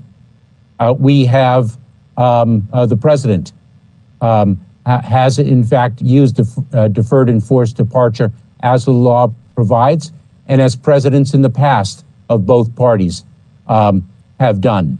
It's something we too are immensely proud of. We can be, and we are both a nation of laws and a nation of immigrants. Thank you so much, Mr. Secretary. I want to turn to some of the devastating humanitarian crises we're seeing in Haiti, Yemen, nations like Cameroon, and elsewhere around the world. For years, I've fought for TPS designations for countries such as these, and I continue to believe these protections remain essential. Under your leadership, how will DHS determine whether countries qualify for redesignation? Thank you, Congresswoman.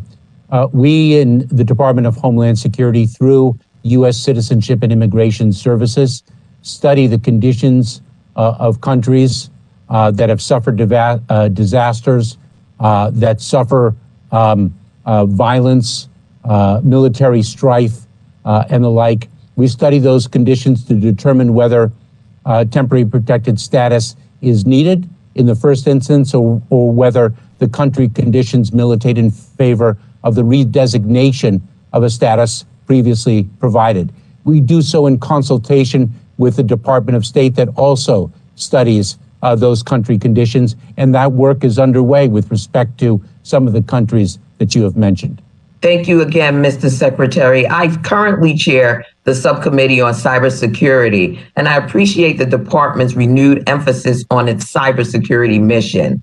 Following SolarWinds' supply chain attack, many have suggested that hackers slipped through our federal network security programs, including Einstein. But Einstein, a signature-based intrusion detection program, was never designed to detect or prevent a SolarWinds-style supply chain attack. That said, for years, experts have warned about the security limitations of Einstein, and recent breaches make clear that we must rethink our approach to federal network security, move away from legacy technologies whose security benefits have diminished, and put resources into tools that will defend against modern threats. How is the department planning to modernize its approach to the federal network security? Congresswoman, we are very focused on that. You are correct that Einstein is a perimeter protective measure that addresses known threats, and the solar winds exploitation was not something that Einstein was designed for. Similarly, we have continuous diagnostics and mitigation, which is a critical tool. We are looking intently at those tools and what other tools can complement them to address unknown vulnerabilities and zero-day threats. We spoke about this earlier this week within the Department of Homeland Security with our CISA leadership and our senior counselor for cybersecurity. We are grateful to this committee. We're grateful to this committee, actually, to fund CISA with $650 million, and we now are resourced to explore and implement new technologies to supplement those we already have in place. Well, my time has expired. I look forward to further conversation with you within this space, and I yield back, Mr. Chairman. Thank you. Gentlelady yields back. Chair recognizes gentlelady from Michigan, Iowa, Ms. Miller Meeks, for 5 minutes. Thank you, Mr. Chair, and thank you, Senator Mayorkas. Secretary Mayorkas, I am a former director of the Iowa Department of Public Health and a physician. During my duties as the director of public health, I visited all of my county public health agencies, and several of the counties had dramatic spikes in tuberculosis because of the effects of immigration when they had not had an increase in tuberculosis or other infectious diseases in over 5 decades. I was at the border on Monday in El Paso, and yesterday I introduced my first piece of legislation, the REACT Act. This bill would require DHS to test for COVID-19 any migrant being released from CBP or ICE custody into the U.S.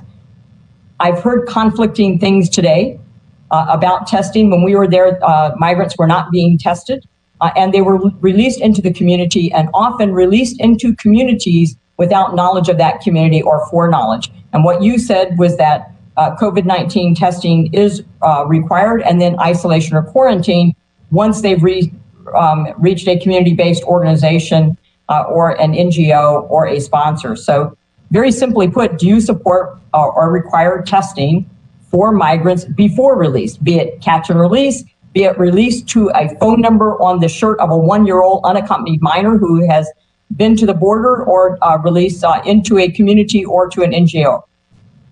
Congresswoman, can I take a minute, because I think there's a miscommunication here with respect to when that testing occurs.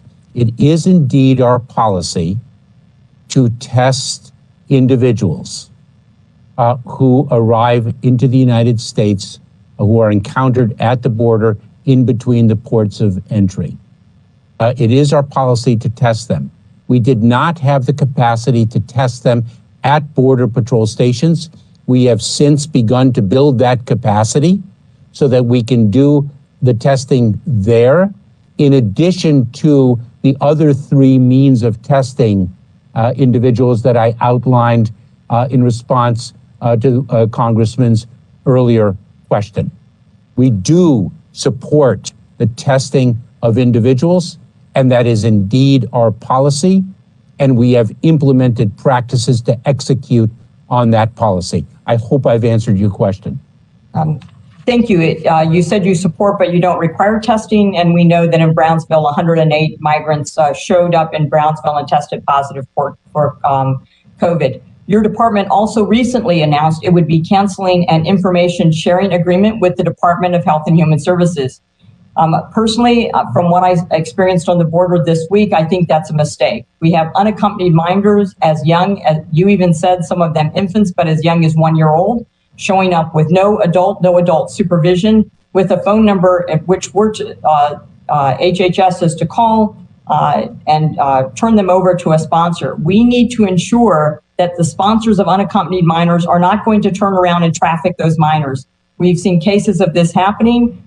This was conveyed to us by the Border Patrol agents and by the Border Patrol Union members. We know a small fraction of the unaccompanied minors self-identify to HHS officials as gang members. For those that are teenagers and single unaccompanied males, that their age may be under 18, but there's no verification of what age they are. Information not flowing to ICE officials that lead to domestic gang forces and partner with school resources. How are you going to ensure that working with HHS that these children are not handed over to traffickers? Is parentage or familial relationship being established by DNA testing or other documents vetting by DHS documented fraud experts? And will you continue to share information with HHS? Congresswoman, allow me to take a minute to clarify your misunderstanding of what is and is not occurring. The Department of Health and Human Services runs background checks on individuals to ensure that the individuals in whose custody a child will be released is in fact capable of and responsible for that child. Individuals with criminal backgrounds, individuals who in fact are not who they say they are, individuals with other derogatory information that establishes that they are not responsible sponsors for children. The Department of Health and Human Services does not place those children in those individuals' custody, number one. Number two, the memorandum that was on the books achieved precisely the problem of which you speak. Individuals who were responsible sponsors were reluctant to come forward because their information with respect to their presence in the United States was turned over to ICE, despite the fact that they might be lawfully present, despite the fact that they may be perfectly capable and responsible for the needs of the child, and despite the fact that they may be a close relative, even a parent or legal guardian of that child. That memorandum that existed on the books chilled the very responsible conduct that underscores your question as a physician, and it is precisely the reason why we did not continue with that memorandum. The concerns that underlie your question are our concerns as well. Thank you. And if I have some additional time, we also found that the border wall construction Gentlelady's time has expired. Chair recognizes the gentleman from Texas, Mr. Green, for 5 minutes. Thank you, Mr. Chairman, and I thank the witness for appearing. I have had hearings taking place at the same time, and my questioning in each hearing took place at the same time, so my apologies for being a bit tardy, and I may have missed some things that have been said. But I do want to speak briefly about Texas and the fact that the announcement by the governor of the state of Texas to lift the statewide COVID restrictions came at a time when the CDC director was urging governors to keep some restrictions in place to decrease the amount of virus in circulation. And I would also add that authorities in Houston found that the UK variant of COVID in Houston is in 31 of 37 wastewater treatment plants, suggesting, in their words, ongoing and uncontrolled community spread of the more contagious strain of the virus. So, Mr. Secretary, your concerns that you might have about Governor Abbott and other governors dismantling the public health measures contrary to the advice of public health experts, please. Let me, if I may, Congressman, say the following three things. Number one, we are encouraging individuals, organizations, government officials to follow the CDC guidelines and to encourage everyone to do the same. We are advocating strongly to ensure that everyone in the United States is vaccinated for the sake of the public health. We are following the science and the data. And third, we are hopeful that state leaders will permit us to reimburse state and local organizations and community-based organizations that perform testing and quarantine individuals who've crossed the border so that we can ensure the public health of our communities and of the individuals themselves. Thank you. Moving to another area quickly. The president has proposed a $4 billion 4-year interagency plan. I'd like to get your opinion as to just how important this plan is, because it's supposed to address underlying causes of the migration in the region. It is very important. It is of critical importance. We are, as I mentioned earlier, we are taking short-term actions to address the situation at the border. We are taking medium-term actions, such as building lawful pathways that the laws of our country permit. And we have long-term solutions to make lasting change. And the infusion of resources in the countries of origin from which these individuals flee, the $4 billion of which the president has spoken and to which he is committed, is precisely that, to get to the root causes.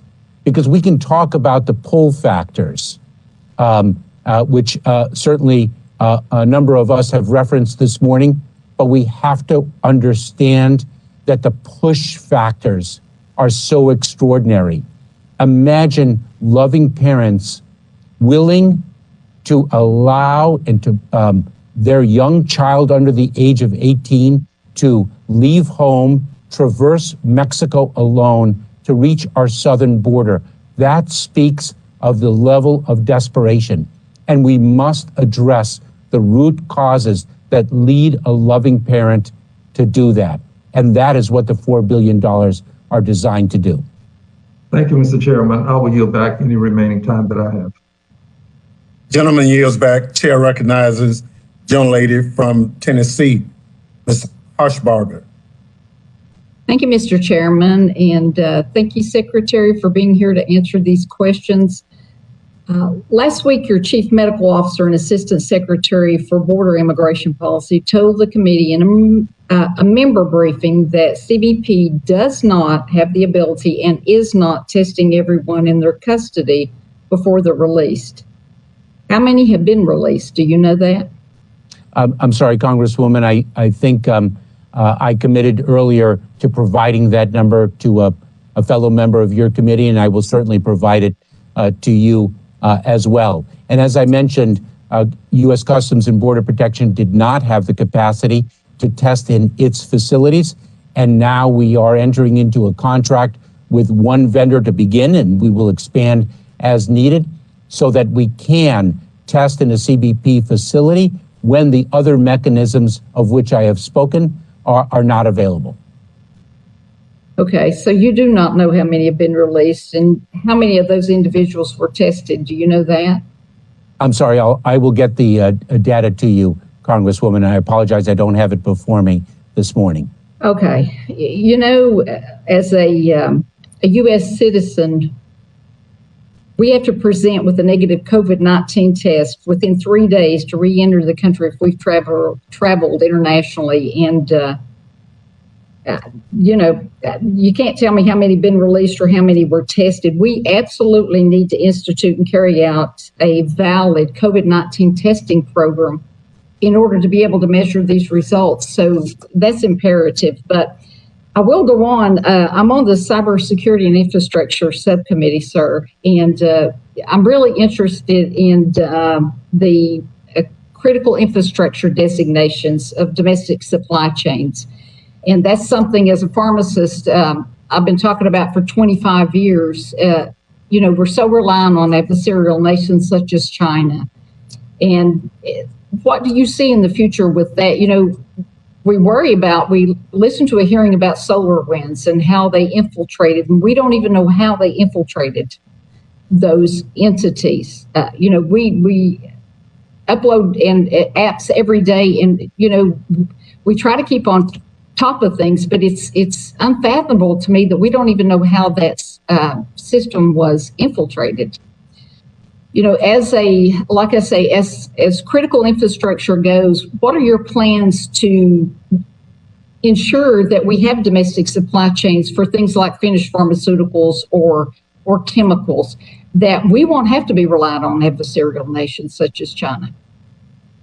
Congresswoman, your question is a very important one and touched on a number of different subjects. We've learned a great deal about the solar winds exploitation. I want to assure you of that, and I would be pleased to share information with you in that regard outside of the context of this morning's hearing. Your question touches upon a number of very significant areas of focus of ours. Number one, the supply chain and the security of the supply chain. Number two, the fact that we do have nation-state actors that employ cyber capabilities to exploit our supply chain and our critical infrastructure, and the importance of securing our critical infrastructure.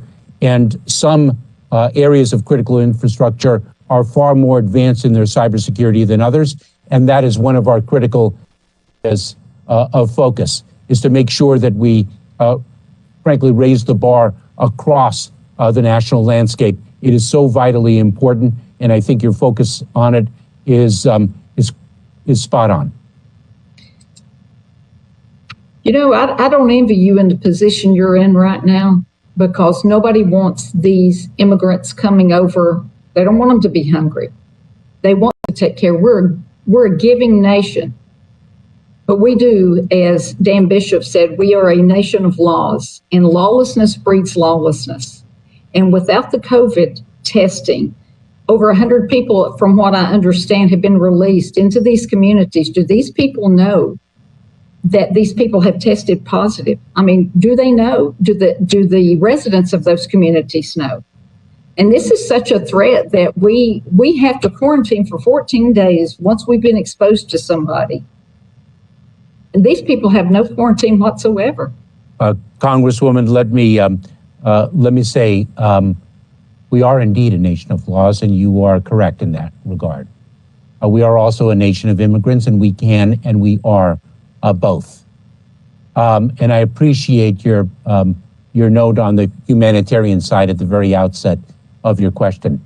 I must just repeat what I have said previously, which is it is our policy to test individuals. It is our policy to see that those individuals who test positive are quarantined. We have implemented different mechanisms to achieve that policy. It is our responsibility to coordinate and communicate with local communities so that they understand what is happening. We need to do that with local officials. There have been times when we have not met our responsibility as well as we should have. Those instances are brought to the attention of leadership, and they are addressed, and we improve based on the mistakes made. We are deeply committed to the mission. I just have one. Lady's time has expired. Okay. Chair recognizes the gentleman from California for 5 minutes, Mr. Swalwell. Thank you, Chairman, and welcome, Secretary. Secretary, I appreciate the challenge you face on the border, and what I don't appreciate, though, is the feigned concern of my colleagues about these being super spreader events. I mean, these are colleagues of mine who spent the last year going to super spreader events, a number of them at the White House. They mock the mask mandates that we have here, and I just don't believe that they have a genuine concern of the health of the people on the border presenting any super spreader threat. But I do wish you well and want to work with you to address real issues on the border, humanitarian issues. My question, though, as it relates to COVID is, do you consider COVID do you consider naturally occurring biological diseases like COVID a threat to our homeland? I certainly do, and we have an office that is dedicated to that particular threat stream. We have quite a bit of research and development in our Office of Science and Technology addressing biological threats, Congressman.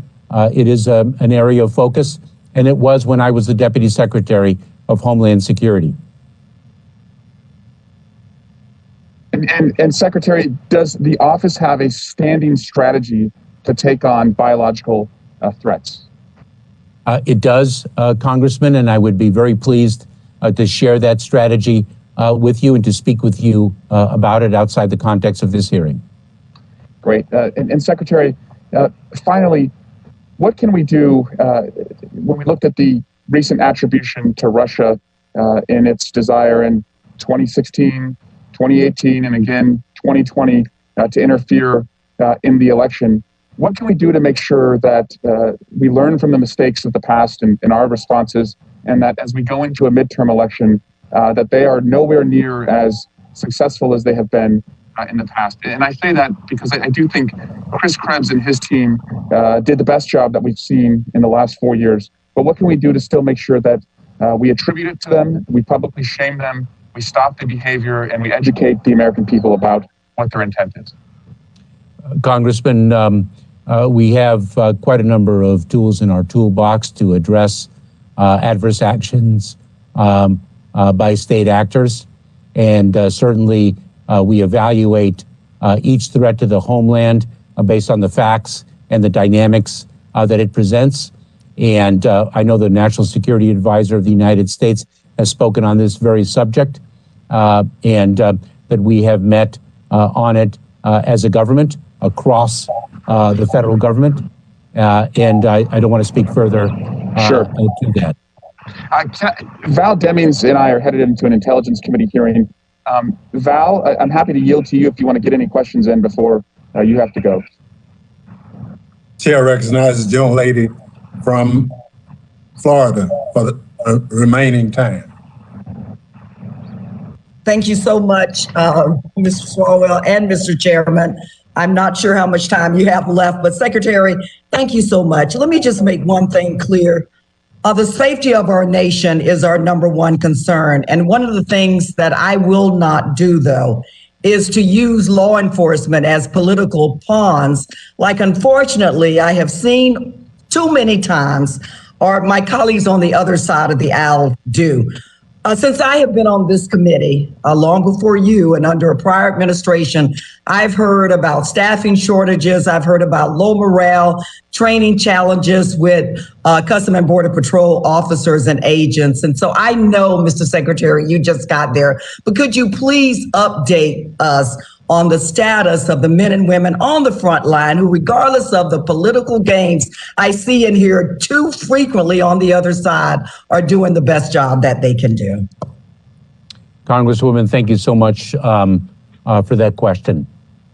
I walked into office on February 2nd of this year with already tremendous pride in the men and women of the Department of Homeland Security and the men and women on the front lines.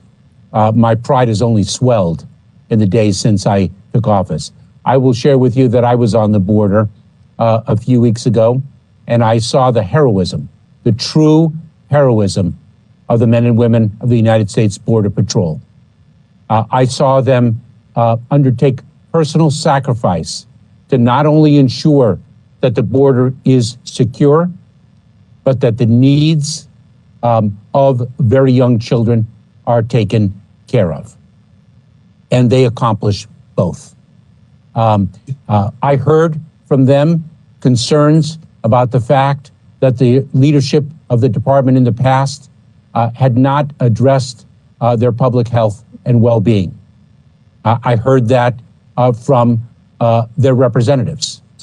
And it is for that reason that we double down on Operation VOW, vaccinate our workforce, and we've made the tremendous strides that we have. It is why I am pushing for the right sizing of our workforce and the funding we need to accomplish that. I will do everything in my power to fully support the men and women of the Department of Homeland Security, because they do everything in their power to serve the American people and to do so nobly and ably. Mr. Secretary, Gentlelady's time from Florida has expired. I yield back. Gentleman from Georgia, Mr. Clyde. for 5 minutes. Secretary, pleasure to see you here today. Do you agree that we have a crisis on the southern border? Yes or no? Congressman, we have a very serious challenge, and I don't think the difficulty of that challenge can be overstated. We also have a plan to address it. We are executing on our plan, and we will succeed. That's what we do. Okay. And it's for the very reason, it's for the very reason, if I may, I apologize. It's for the very reason of which I spoke a moment ago. Okay. Extraordinary men and women. Mr. Secretary, you said that to Congressman Swalwell, you said that you consider COVID to be a threat to our homeland, and a serious threat, I assume. Is that correct? Congressman, the pandemic is a threat not only to our country, it is a threat that we are tackling like never before.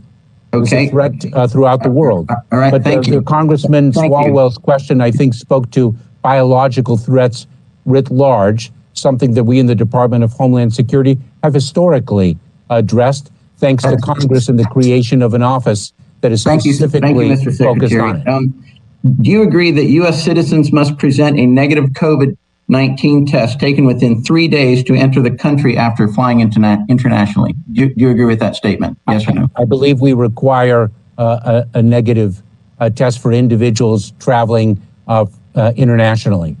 Okay, great. Yet there are thousands of foreign nationals that cross our borders and that are released into our communities without us knowing if they've had a COVID-19 test or not, whether they test positive or whether they test negative.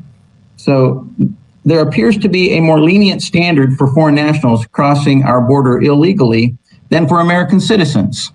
So why is that? That is not true. What do you mean it's not true?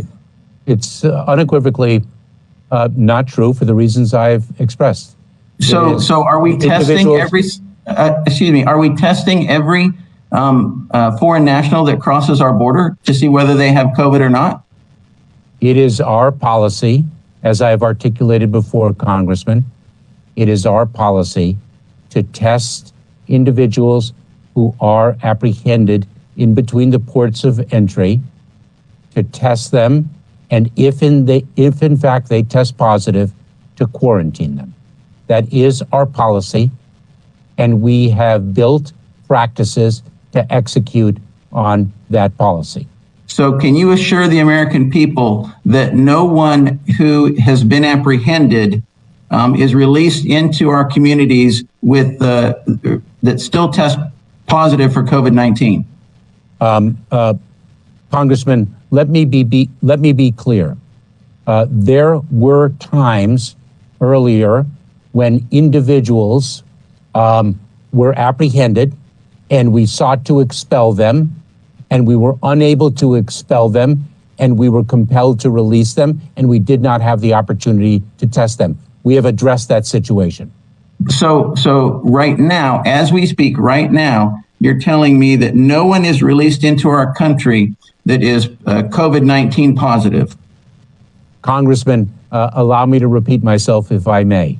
Well, that's just a yes or no question. Just yes or no. No, it's Congressman, if I may.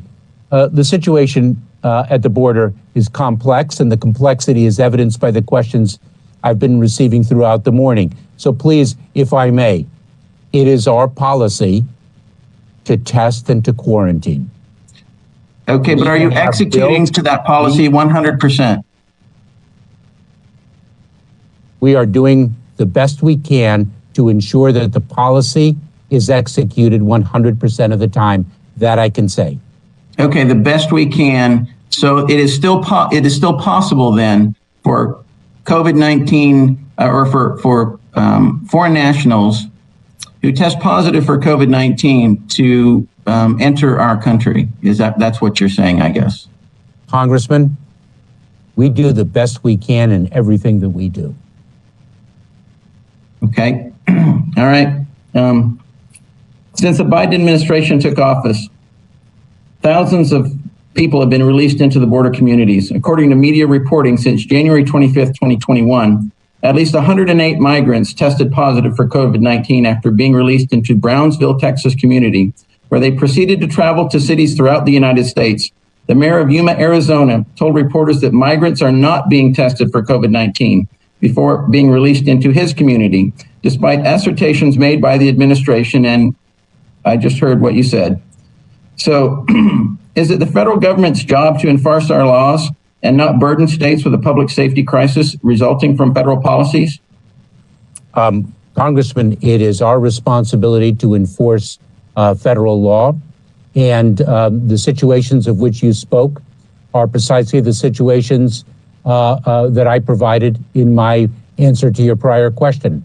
There were instances in which individuals were released, and you mentioned Brownsville, and that is an example of that. In Yuma, Arizona, we didn't have the relationship with community-based organizations. They did not have the same footprint, and it is precisely why we built the additional practices to which I referred earlier this morning, why we've built different practices to plug any hole to ensure that our policy, to the best of our abilities, our policy that everyone is tested and quarantined as needed, and that is what we have done. What we do is we address a challenge. And if we see an element of that challenge that we are not addressing, then we know what we must do and we do it. And that is precisely what we have done here and across the board in addressing the migration of individuals at our southwest border. Gentleman's time has expired. Chair recognizes gentlelady from Nevada for 5 minutes, Ms. Titus.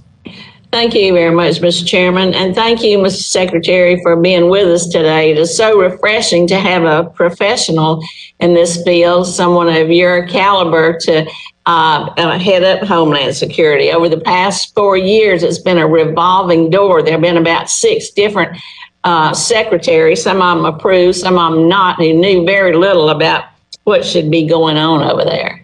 We've heard a lot from our colleagues across the aisle about the immigration problem. We concede there is one, and we're working on fixing it. But I'd point out that a lot of that problem stemmed from some of the policies that Donald Trump had and from his own incompetence. There's evidence from CBP, for one example, is that the number of individuals who've been apprehended at the border has been on the rise since May 2020. So that's way back in his administration, didn't just start when Joe Biden took over. But it's not only in immigration that the incompetence of the last administration comes through. I'd like to ask you about how we're dealing with COVID and PPE. For example, Jared Kushner, the son-in-law and senior advisor, so-called senior advisor to then President Trump, told a room full of people that providing PPE and dealing with COVID was not the role of government. PPE was shortage would be solved by the free markets. Then in April of 2020, at a briefing, they stated that the strategic national stockpile was not intended for dissemination to the states. They went on to change the mission statement on the internet, on their website, because this contradicted something else that Kushner was saying. Then he had the Project Air Bridge with some of his buddies, and who knows what happened with that. And even today, we have a survey from the past month that shows 81% of nurses are having to reuse single-use PPE. So I wonder if you could talk to us about how you're dealing with that issue, what's happening with this Project Air Bridge, how we can work together to be sure that states do get the needed equipment to fight this pandemic and that people on the front lines are protected. Congresswoman, thank you very much. As I mentioned previously, we have really put our weight behind Operation VOW, Vaccinate Our Workforce.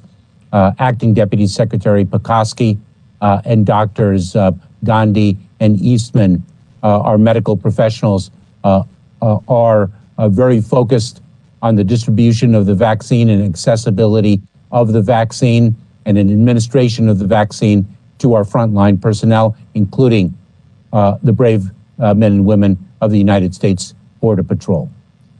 If I can, you mentioned the increase in numbers beginning in May of 2020 at our border. If I may, Congresswoman, they began, I believe, in April of 2020. And one of the difficulties that we face with respect to the challenge of the border is the fact that our processes that pre-existed to address these challenges were dismantled in their entirety.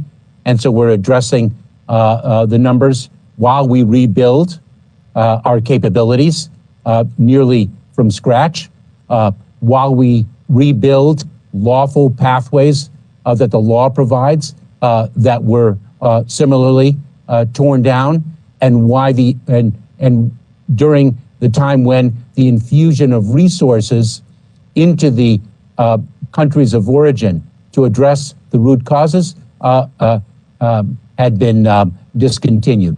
So the challenge has been made more difficult. And then we have, of course, the pandemic and our effort to protect our men and women, to protect the American people, and the individuals whom we are encountering and placing in our custody. Thank you very much. In fact, just a point of personal privilege, I would like to work with you on the UIC funding. This is a very important I represent Las Vegas, and it's very important to us that some of the changes Trump tried to make to that formula be readdressed so that we don't lose that needed funding to help us stay prepared for any kind of terrorist attack. Thank you, Congresswoman. I very much look forward to working with you in that regard. I'm very familiar with the formula that underlies the UIC grants.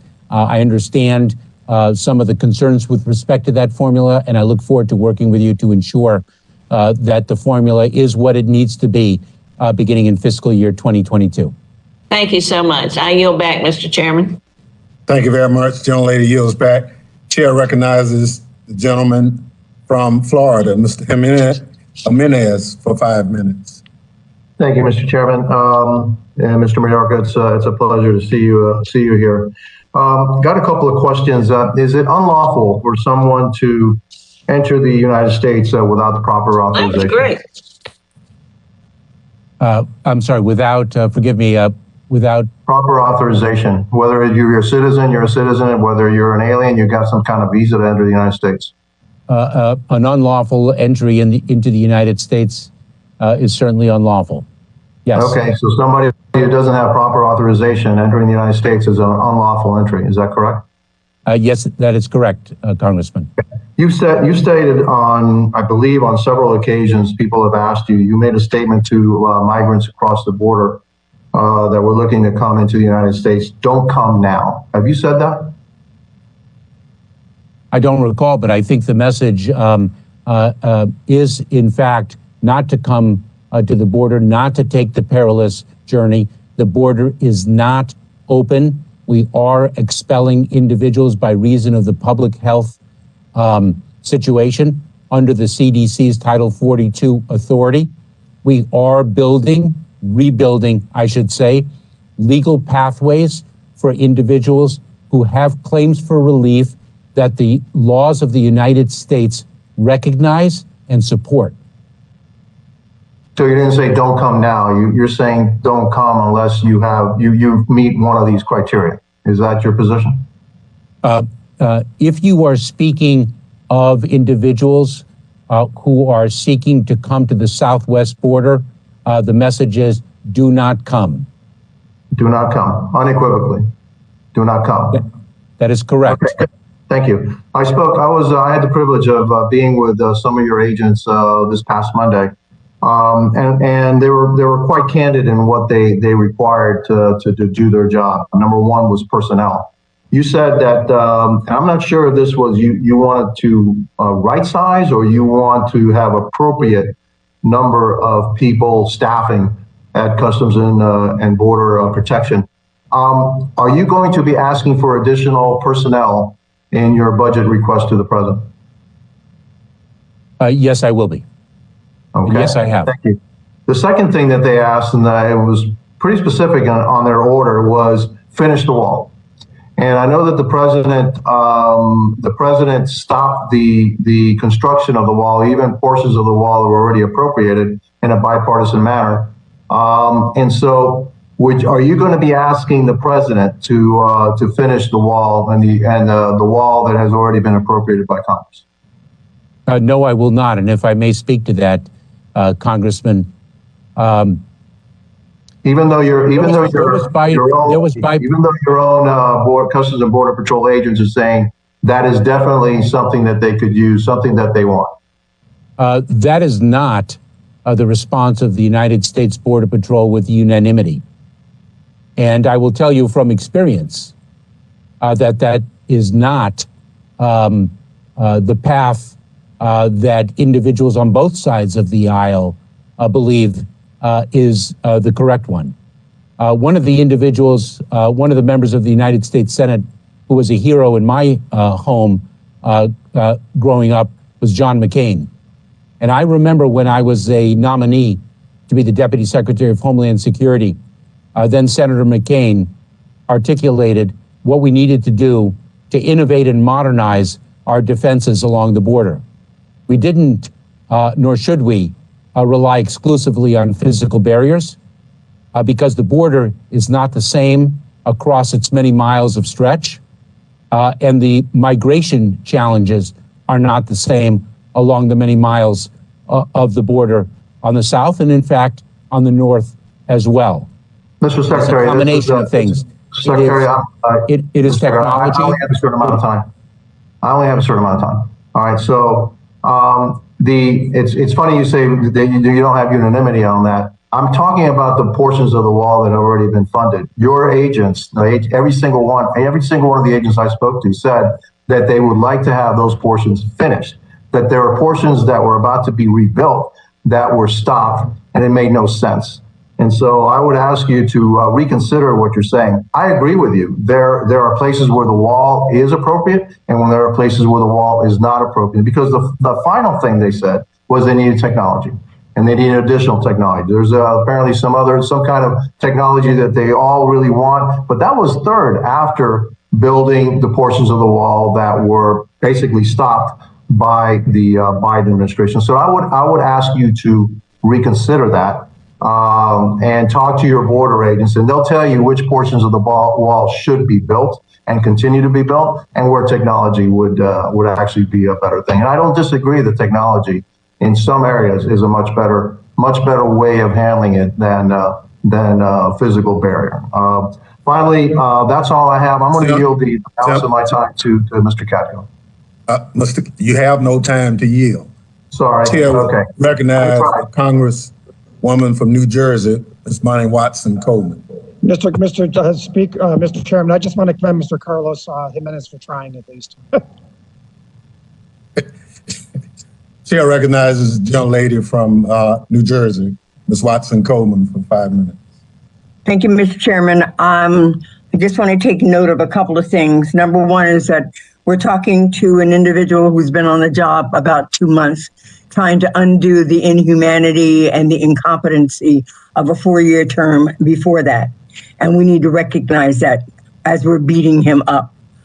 Secondly, it is really interesting for me to see that my Republican colleagues have so many concerns that children and migrants may very well be spreading the coronavirus. So let me just start by saying that I'm glad to hear that they're interested in it and that they're concerned about the pandemic. But I would note, though, that not one Republican in Congress voted for the American Rescue Plan, which provides desperately needed resources to fight this pandemic and provide relief to the American family. So it poses a question to me as whether or not we're really feigning concern and care at this point. But Mr. Mayorkas, I'd like to switch my the area of question with you. I am the subcommittee chair of the TSA subcommittee, and I want to talk to you about the TSA workforce. I am concerned that the predicate upon which it was originally designed, giving the department flexibility and therefore not giving the individuals the kind of same protections on the front lines that Title V of the U.S. Civil Service Act code provides, has now resulted in individuals who've worked for this agency for some 20 years, who've never seen a decent increase in pay, who don't have the same rights and privileges and protections that other unionized employees receive. That I think is unfair, and that I think is unnecessary. And I think that we're now entering an administration that has greater respect for the value of unionization and the value of equity and equality among the workforce. So I know that some of these things, particularly putting these individuals under Title V, is something that you can do administratively, and I would hope that you would. But if not, we're also willing to engage in a legislative response to it. I, in fact, am a co-sponsor of Mr. Thompson's bill that would do just that. Well, what I'd like to ask you is, are you willing to work with us to try to accomplish this from an administrative perspective, and that we can certainly codify it later on? Congresswoman, thank you so much. I most certainly am. I will tell you that I am very focused on this issue. I have spoken with Chairman Thompson about it. I have spoken with union leadership about it, and I've spoken with the personnel throughout the TSA establishment about it during a town hall that we had last week. It is an issue with which I am familiar by reason of my prior service, and I am studying it very carefully and with urgency, because I understand the concerns that you have, and I share them. Thank you very much. I'm not sure how much more time I have left, but at some point I'd certainly like you to tell me what you were doing to improve upon the backlog of the H-4 visas, because the backlog had the former administration's incompetence in dealing with this area as well resulted in a backlog, resulted in women not having jobs outside of their homes. It's impacted family incomes, and it has actually robbed us of high-level skills and education that would be helpful to us and our economy. Thank you, Congresswoman. I look forward to meeting with you and understanding better your concerns in that regard. I'm very familiar with U.S. Citizenship and Immigration Services and its struggling financial situation. I'm aware of the financial assistance it received from Congress because of that. I'm a member of the Appropriations Committee, and I need you to know that I am an ally when it comes to ensuring that the Department of Homeland Security has the resources that it needs in order to be able to accomplish its diverse responsibilities. I also fully recognize that that agency has been starved. It's been starved of talent, and it's been starved of manpower and woman power. And I will do anything that I can to ensure that you all are treated with the respect that you need in order to keep us safe and secure in the homeland. And thank you, Mr. Chairman. I yield back. Gentlelady yields back. Chair recognizes gentleman from Kansas, Mr. LaTurner, for 5 minutes. Thank you, Mr. Chairman. Thank you, Mr. Secretary, for being here today. I appreciate your time. I want to talk about something fundamental, because that's what's on the minds of the people that I represent in Kansas. President Biden imposed a so-called deportation moratorium. He ceased unilaterally construction of the southern border wall, terminated the migrant protection protocols. His border immigration policies and rhetoric undermine, in my opinion, a core American value of American life, and it's the rule of law. This principle has guided and sustained our country for more than 2 centuries. If we reward unlawful migration with the greatest prize anywhere in the world, and I think you would agree with that, which is American citizenship, we will erode the legitimacy of our immigration system, which is the most generous system in anywhere in the world. So, Secretary, what message do you think this is sending to the millions around the world who play by the rules, who respect our laws and are waiting their turn to come to our country for the chance at a better life. Congressman, we have had a broken immigration system ever since I can remember, and I've never heard anyone say otherwise. And yet we haven't been able to fix it legislatively. And it is my hope that we finally do. The migration challenge that we are facing at the southwest border is not new. We confronted it in 2019 and 2014 and before then. And it is a reflection of the fact that our system is broken. It is a reflection of other facts as well, of which I have spoken in my testimony earlier. Mr. Secretary, excuse me. Do you think it's a reflection of the rhetoric of President Biden and the policies that he's implemented since coming into office? Do you think that has had an impact on the increase? I do not. The American people heard that answer and they are not buying it. Mr. Chairman, I'd like to yield the remainder of my time to the ranking member, Katko.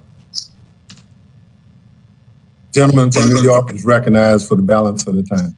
Thank you, Mr. Chairman. And just a couple of things, and I'm, Mr. Mayorkas, I think you'll be happy to hear that I got a question that's not about the border. So, but I do have to make a couple observations first. I want to commend you, first of all, for acknowledging that while it is the policy or of the Homeland Security to have 100% testing at the border, you're nowhere near there, and I appreciate you for acknowledging that. And when you get 100% testing of everyone that comes across the border, I would appreciate it just letting us know, because I want to personally congratulate you when that happens. Second of all, with respect to you not recalling whether or not you said "don't come now," I'm looking at a White House briefing from March 1st, and it states, quote, from you saying, quote, "don't come now because we will be able to deliver a safe and orderly process to them as quickly as possible," end quote. Does that refresh recollections whether you said before "don't come now"? Congressman, the point is, the bottom line is... No, I understand. I just wanted to refresh your recollection. The bottom line is that the border is not open. I understand. Okay. That we had... Sir, I thank you very much. I thank you very much. And I just appreciate the answer to the question directly. And that's another quick observation, and that was that when I went to El Paso this weekend, I spoke to probably 100 different Border Patrol agents, some of whom have been assaulted, one of whom had described the incident within a night or two before where they came across where there was not good fencing, and they had been assaulted by people coming across, and they were injured. And there wasn't a single one of those 100 people who didn't say that we should finish the barrier because it does help keep things under control. So I'll just offer that up for your consideration and the consideration of the administration. But the question I have for you, sir, is about cybersecurity and the CISA director. As you're aware, the CISA finds itself at the forefront of not just one, but two potentially very significant cyber intrusions facing federal networks and the private sector. And as I said in my letter to President Biden last week, I'm very concerned about the delay in nominating a CISA director. Can you speak to the delay in naming the nominee, and would you agree that now more than ever, we need a permanent political leadership at CISA? Congressman, we're very focused on filling the vacancies of leadership across the department. It's an issue that I work with the White House on every single week. And as a matter of fact, had a conversation yesterday on that very subject. I will say that yes, we do need a politically appointed Senate confirmed leadership in a number of positions throughout the Department of Homeland Security. We are very fortunate to have extraordinary talent in an acting capacity, and CISA is no different in Brandon, Wales. Yeah, he's done a wonderful job. I admit that, but acting is not the same as permanent. And anything I can do to help move that process along, let's do that in a partnership, because CISA director is critically important. Thank you, and I yield back, Mr. Chairman. Thank you. Thank you, Congressman. Gentleman yields back. Chair recognizes the young lady from California for 5 minutes, Ms. Barragan. Thank you, Mr. Chairman, for holding this meeting. Thank you, Mr. Secretary, for being with us today. Mr. Secretary Mayorkas, I want to turn to a topic of deported veterans. In this country, we have people who sign up to serve in the military. They can go fight in war, And if they get killed in war, they become a United States citizen. But if they survive and come back home, they can still be deported. I think that's completely unacceptable. And on both sides of the aisle, we should all be raising an alarm bell. On his first day in office, President Biden put forward a plan to overhaul immigration system, address the root causes of migration, and expand legal pathways for immigration. What will the Department of Homeland Security do to support our non-citizen veterans returning home after service? Congresswoman, thank you very much for your question. I raised this very issue but 2 days ago, and I think that your use of the term alarm is a fair one. This is an issue that requires urgent action, and I look forward to speaking with the Secretary of Veteran Affairs, McDonough, to see what we can do about it. We owe the individuals who have served in our armed forces so very much. Our freedom is because of them. Thank you, Mr. Secretary. I look forward to following up with you in this regard. Thank you very much. Mr. Secretary, as you are aware, 2021, the Department of Homeland Security began the wind down of the migrant protection protocols and began allowing individuals in the program to pursue their asylum cases while in the safety of the United States. This is a welcome first step, and I applaud the Department of Homeland Security for moving quickly to shut down this horrific program, which exposed asylum seekers to violence and dangerous conditions. However, the process announced so far only applies to individuals in MPP with an active case before the immigration courts. There are many other people who were subjected to MPP that are not covered under the plan that DHS announced, particularly asylum seekers who were formerly in MPP. DHS has called the current MPP wind down phase 1 and has stated that asylum seekers who do not have active MPP cases should await further instructions. Will there be additional phases to the MPP wind down plan? Congresswoman, we are looking at that very question right now. As you can well imagine, we're addressing these issues that impact the southwest border in a prioritization matrix, and I look forward to conferring with you about how we are looking at it, the timing that we are thinking of. But first things first, we're going to address the challenge that we're confronting right now. Thank you, Mr. Secretary. Is there any expectation on timing on when that announcement might be made? No, I think right now we are addressing the immediate needs of the southwest border as we've been discussing throughout the hearing. Thank you. Mr. Secretary, President Biden has made a commitment to restore access to asylum at the U.S.-Mexico border, and we welcome efforts led by the president and the agency you lead to undo the MPP Remain in Mexico policy and to begin the process to be able to allow asylum seekers really the rights that they're entitled to under the U.S. law. I'd like to address some of the misrepresentations that we've heard about the situation at the border. Wouldn't you agree that it's inhumane to put children in danger? I would. And isn't it true that in some cases families are admitted because of a change in Mexican law, not U.S. policy? It is our practice under the CDC's Title 42 Public Health Authority to expel families. The limitation on that is if, in fact, at particular points in time, Mexico does not have the capacity to receive the families that we seek to expel. And then we place those families in immigration proceedings. And if, in fact, they do not have a claim for relief under the law, they are to be and will be returned. Yeah, I'm referring to a Mexican policy that has recently changed where Mexico is refusing to take some asylum seekers. Are you aware of that? I'm aware of the change in law, Congresswoman. The change in law provides that families with children of a particular age are to be in the custody of a particular organization, a government organization in Mexico rather than the immigration authorities. And that is, as I understand it, the change in Mexican law. Thank you, Mr. Secretary. The Mexican law was passed during the Trump administration, and they did build capacity to prepare for its implementation. And with that, Mr. Chairman, I know I'm out of time. Appreciate the time, and thank you for your efforts. Mr. Secretary, I yield back. Thank you. Young lady yields back. Chair recognizes the gentleman from Michigan for 5 minutes, Mr. Meyer. Thank you, Mr. Chairman and Ranking Member and Secretary Mayorkas for joining us.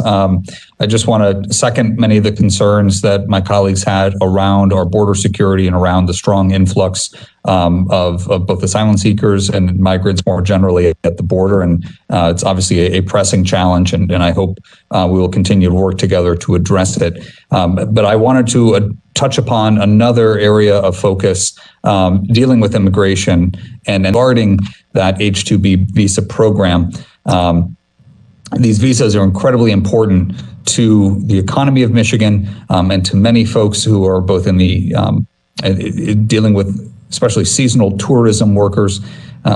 And I think there is a strong need and a collective desire to fix this program so we can offer our businesses, especially those bouncing back from deep struggles over the past year due to COVID and the lockdown restrictions that we've had, to make sure that they're well situated in order to come back as we're on the upswing this summer. So we have many small and seasonal businesses in Michigan that rely on H-2B visa holders for employment. They struggle to find employment otherwise that is not just seasonal visas. And we are a state that has a strong domestic tourism component in the spring and summer months. So this is a vital component of our economy. And not too long ago, DHS announced that the 33,000 H-2B visa cap for the second half of the fiscal year was already reached. Now, there still remains a critical labor shortage and a need for seasonal business workers across Michigan, in addition to the rest of the country. And we're experiencing significant unemployment in this country more broadly, for which, as part of the American Rescue Plan, we had very generous federal top-up of extended unemployment insurance. But we still need these seasonal workers in order to fulfill these jobs, in order to support the hundreds and thousands of American citizens whose jobs depend on these tourism sectors, especially in parts of northern Michigan. So it's essential that we have additional visas be granted as soon as possible, so we can begin to have those businesses plan to reopen for the 2021 summer tourism season. And under the law, you've been given the authority to determine if this cap of 33,000 is raised. So I guess I would like to work with your office, and again, that's why I advocate this cap be raised. So I guess my first question to you: does the department currently have a plan or a proposed timeline for making a determination on this visa cap? Congressman, thank you very much, and thank you for your letter, which I have read, and I have been studying the H-2B issue. You are correct that the annual cap has been reached. The annual cap is 33,000 in two parts, a total of 66,000. The Secretary of Homeland Security has the authority to waive that limit and issue new H-2B visas. I'm taking a very close look at that. The waiver authority has been exercised many times in the past, usually in June, as I understand it, in speaking with colleagues.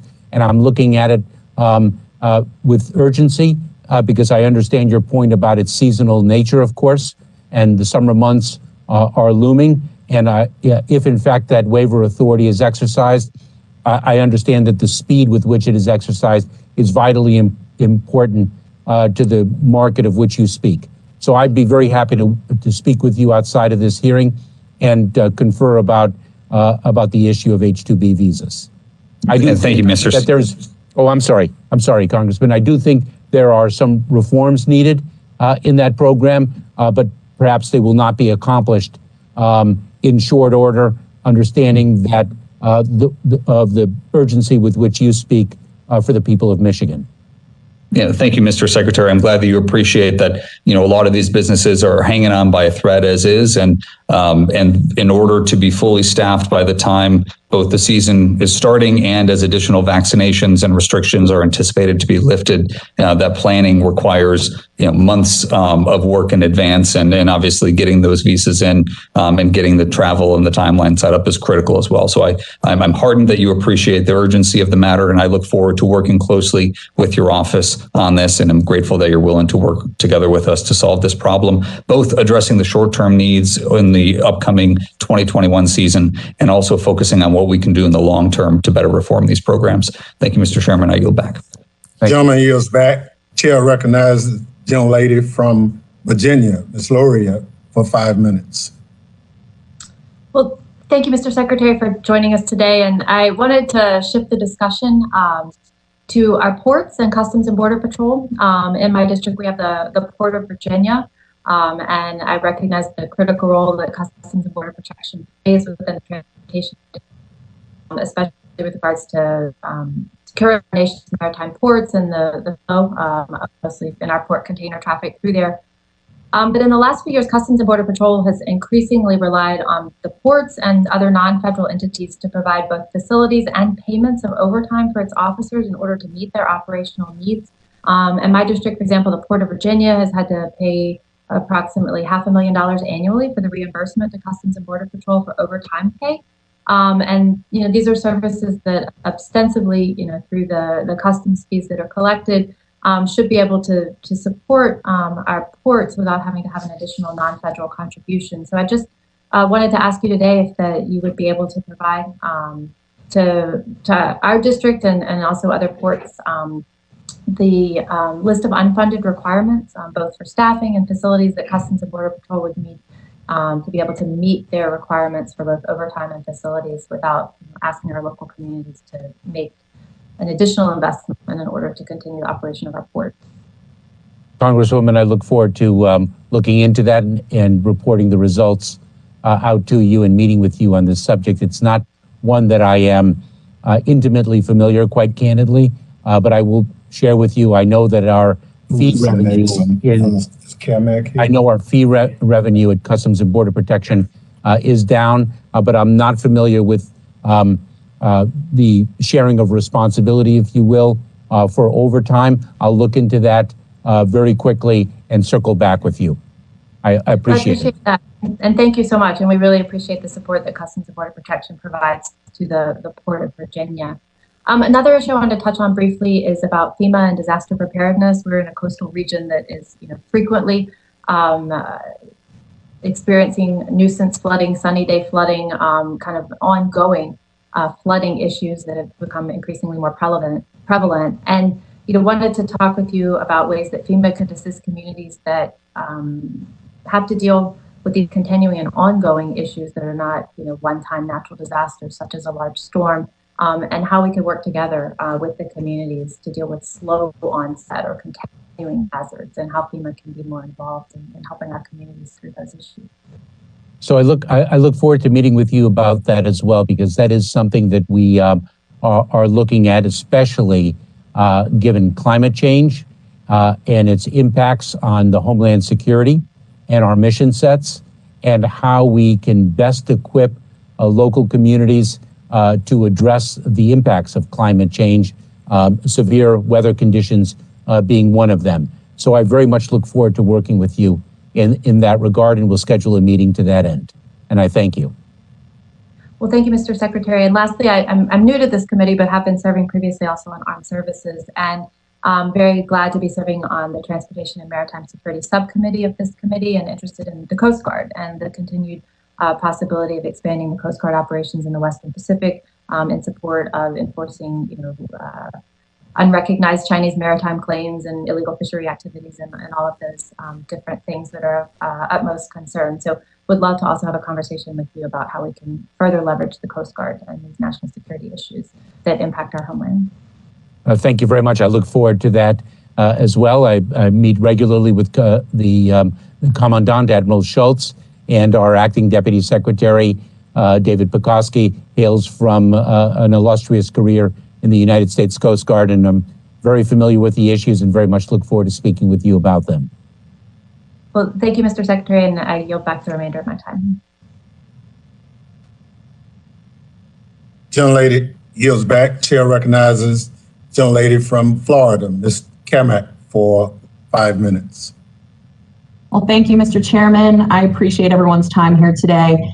Thank you, Secretary Mayorkas. I know we've been in and out of meetings all day today, so if this question has been asked previously, I apologize. Can you tell me what FEMA stands for? The Federal Emergency Management Administration. Excellent. So since FEMA has been now deployed to the border, that would stand to reason that there is an emergency on the border, correct?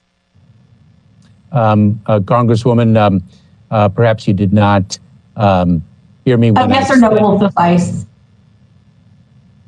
We have a very serious challenge at the border, and we are tackling it. So FEMA being the Emergency Management Administration, they deal with emergencies, and they are now being deployed to the border.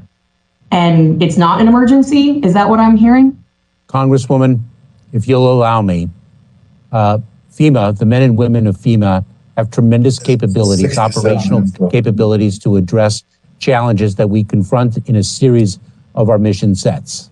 And I'm glad you said, I'm so sorry, I have to reclaim my time because I'm very limited. And I'm glad you said that because the men and women of FEMA are incredible.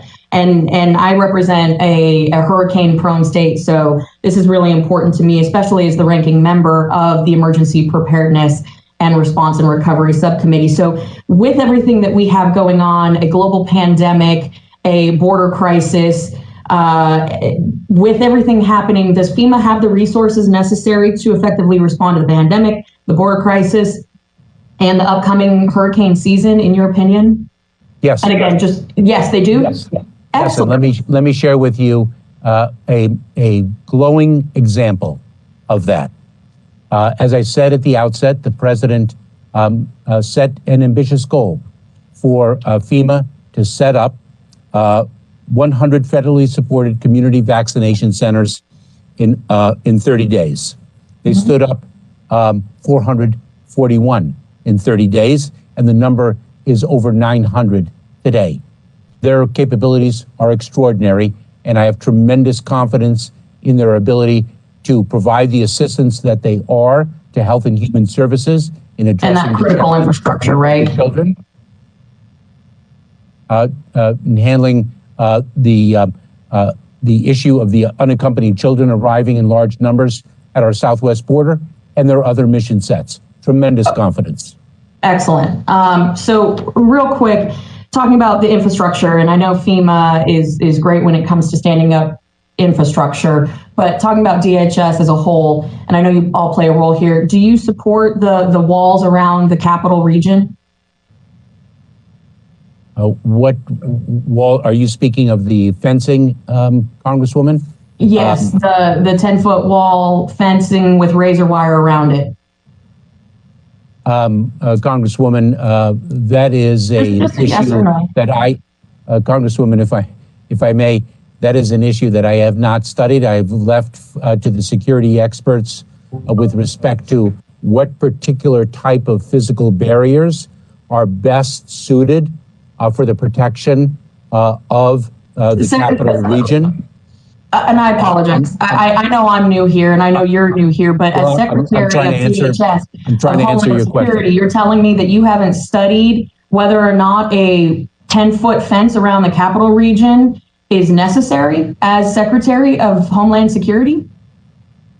Congresswoman, I have deferred to the experts with respect to the nature of the physical barrier that is most effective in protecting the capital region, where that barrier should be, whether it should be singular in nature, wherever it is, or whether it should vary. Secretary Mayorkas, I appreciate that. I'm going to reclaim my time because I think we can both agree that physical barriers do work, but I do want to bring it home a little bit because I know several of my colleagues have talked about the statistics, the numbers of folks coming over the border, but I just want to bring it home a little bit. See, I'm from a small town out west, and the month before I was supposed to graduate high school, which was 2006, one of my classmates was kidnapped by an illegal who had been deported multiple times.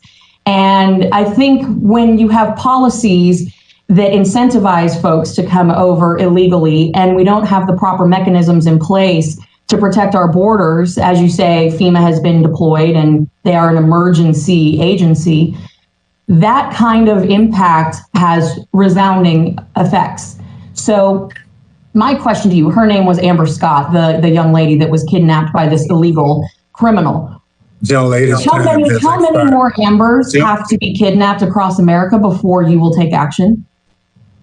Young lady's time has expired. Mr. Chairman, may I? Yes. Mr. Chairman, Yes. may I answer that question? Yes. Congresswoman, I find that question to be extraordinarily disrespectful. Disrespectful not only to me, but disrespectful to the men and women of the Department of Homeland Security and to all the frontline personnel throughout this country who dedicate themselves to the safety and security of the American people. I'm sorry you feel that way. I'm sorry that you feel that way. I'm sure the American people feel very disrespected about the border situation they're facing right now. And with Young lady's time has expired. Chair recognizes gentleman from New Jersey, Mr. Gottheimer, for 5 minutes. Thank you, Chairman Thompson, for recognizing me, and Secretary Mayorkas. Welcome to the committee. Thank you for your service, and I look forward to working together to help protect our great country.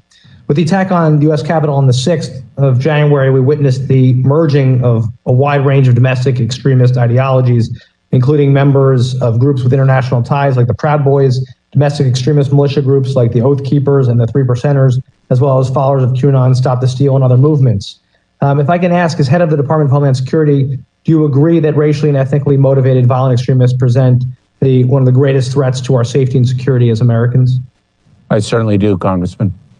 And thank you. And if so, how is DHS working to strengthen its understanding of these extremist groups and how they organize?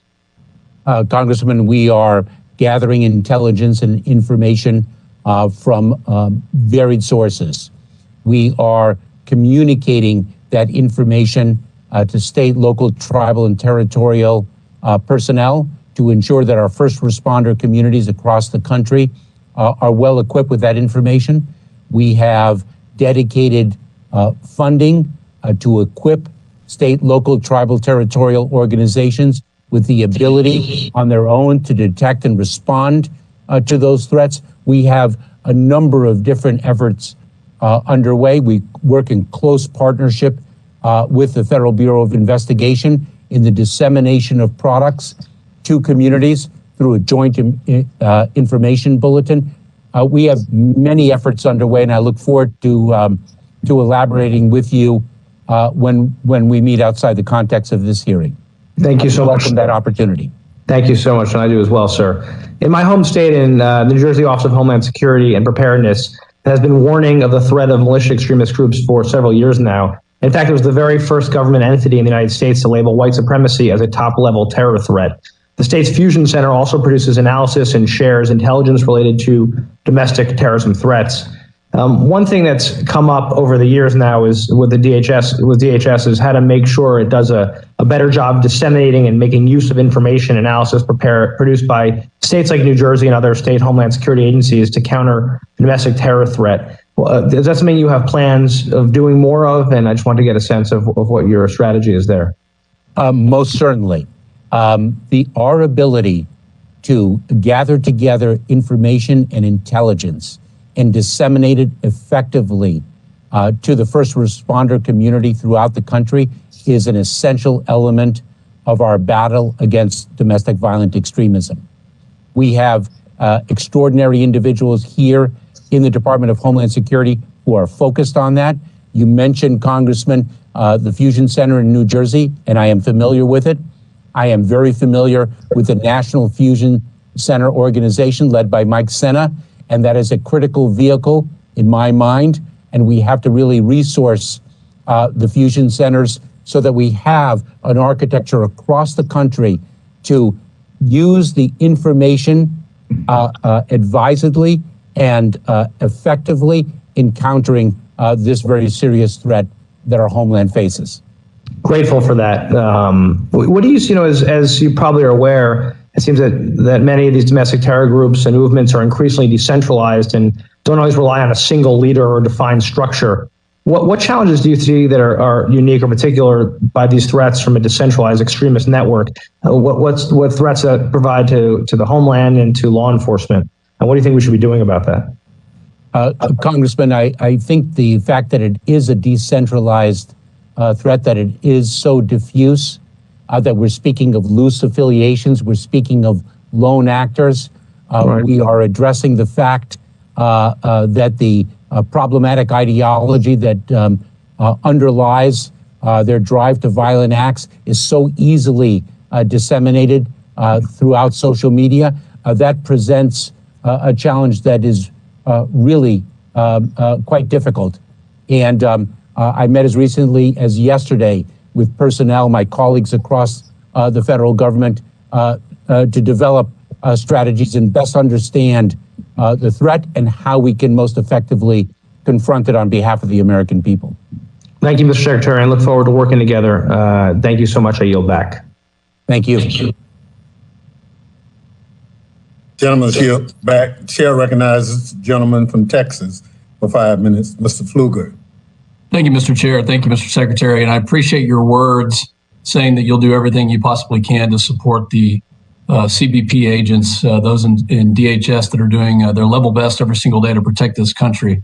I want to clarify something. You've said very emphatically that the border is secure today. You've also said that it is not open. So what you're saying is that your own CBP agents are apprehending 100% of those who are illegally crossing. The United States Border Patrol does an exceptional job in. Are they apprehending 100% of the illegal crossings? I don't know of any reason to believe that they are apprehending a smaller percentage that has historically been the case. Okay, so it's not. So my definition of security. Excuse me, sir. When I look at the definition of security, it says that it's the state of being free from danger. And as a fighter pilot, I would never call something secure if there were gotaways. And your agents have told me in the last 2 months that on average, 4,500 to 6,000 gotaways are crossing the border every single day. The most concerning is the known or suspected terrorists, of which we know, and from this testimony, those have crossed over. So are you certain that we have apprehended 100% of the KSTs that have crossed the border? Congressman, I have no reason to believe that we have not, but I must tell you, I'm completely unfamiliar with the data that you referenced. I am not certain of the accuracy of the information that you have, and I also am very troubled by the definition that you quoted. Can you repeat that definition? Just a simple definition from a dictionary. I'd like to move on with the data. Because it's certainly not surprising, and I would ask you: are you willing to release the gotaway number on a weekly basis? And then likewise, when it comes to known or suspected terrorists, will you commit today to providing a classified brief, comprehensive brief that gets into the affiliation of these terrorists and also speaks to the JTTF or their ICE concerns? Congressman, I will honor my obligations to provide this committee with information as a primary committee of jurisdiction. Thank you for that. I appreciate that. I'd like to move into something that's extremely concerning. On Sunday, Midland, Texas, my home district, without notification, without coordination, without any alert to the local or state officials or to my office, received an emergency intake center with 700, up to 700 UACs between the age of 15 to 17, with no saying that they were not going to have any criminal or behavioral issues, that they would be there for 2 to 3 weeks, and that they're placed into this situation in Midland. What I'm wondering is that site going to be there for 2 to 3 weeks? Are there further sites that are going to exist? Why was there no coordination with local or state officials prior to this happening? How do we verify the age of those individuals that are there? Congressman, it is our responsibility to communicate effectively with local communities when we have actions underway in them. If there was a failure to communicate with local officials with respect to our plans to open a facility in Midland, Texas, to shelter unaccompanied children, then that's a failure on our part, and I'll follow up and make sure that does not happen again. We're very concerned about that failure of communication. The folks in my district and along our southern part of my own congressional district lie approximately 100 miles from the border. The reason that I started out with the questioning is because we are very worried about the security.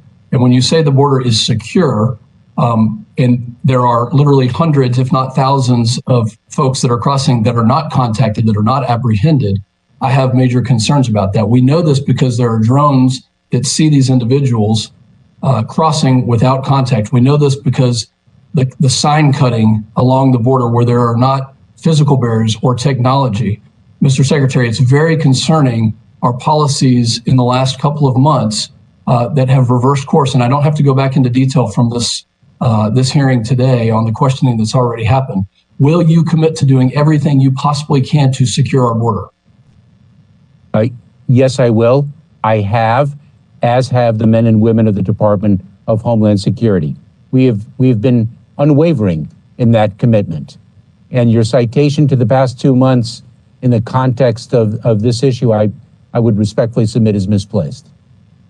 Well, I appreciate what the Border Patrol, Customs and Border Protection agents do. They put their life on the line every single day. My utmost respect to them and their families, because they truly are giving everything they have to keep our country safe. More needs to be done. Thank you. Thank you, Congressman. Thank you, Mr. Chairman. Thank you. Gentleman yields back. Chair recognizes the gentleman from New Jersey, Mr. Malinowski, for 5 minutes.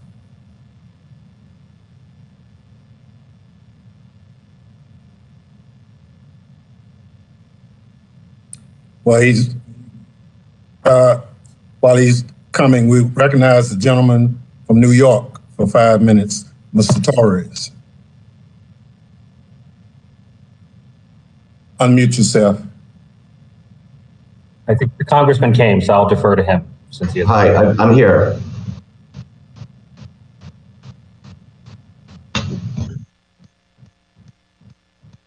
Am I okay to go, Mr. Chairman?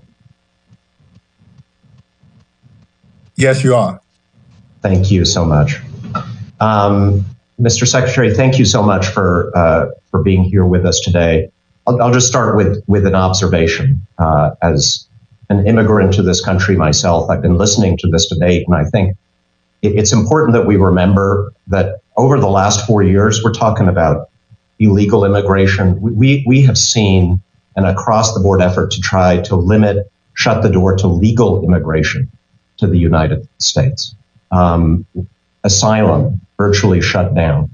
Refugee admissions virtually shut down for the first time in our modern history since when we turned our backs on Jewish refugees fleeing Hitler's Germany before the Second World War. We've made it harder for folks to get green cards, harder to apply for citizenship.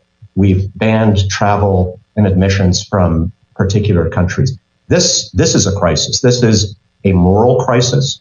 It's something that has hurt our economy. It hurts our strength, our position in the world.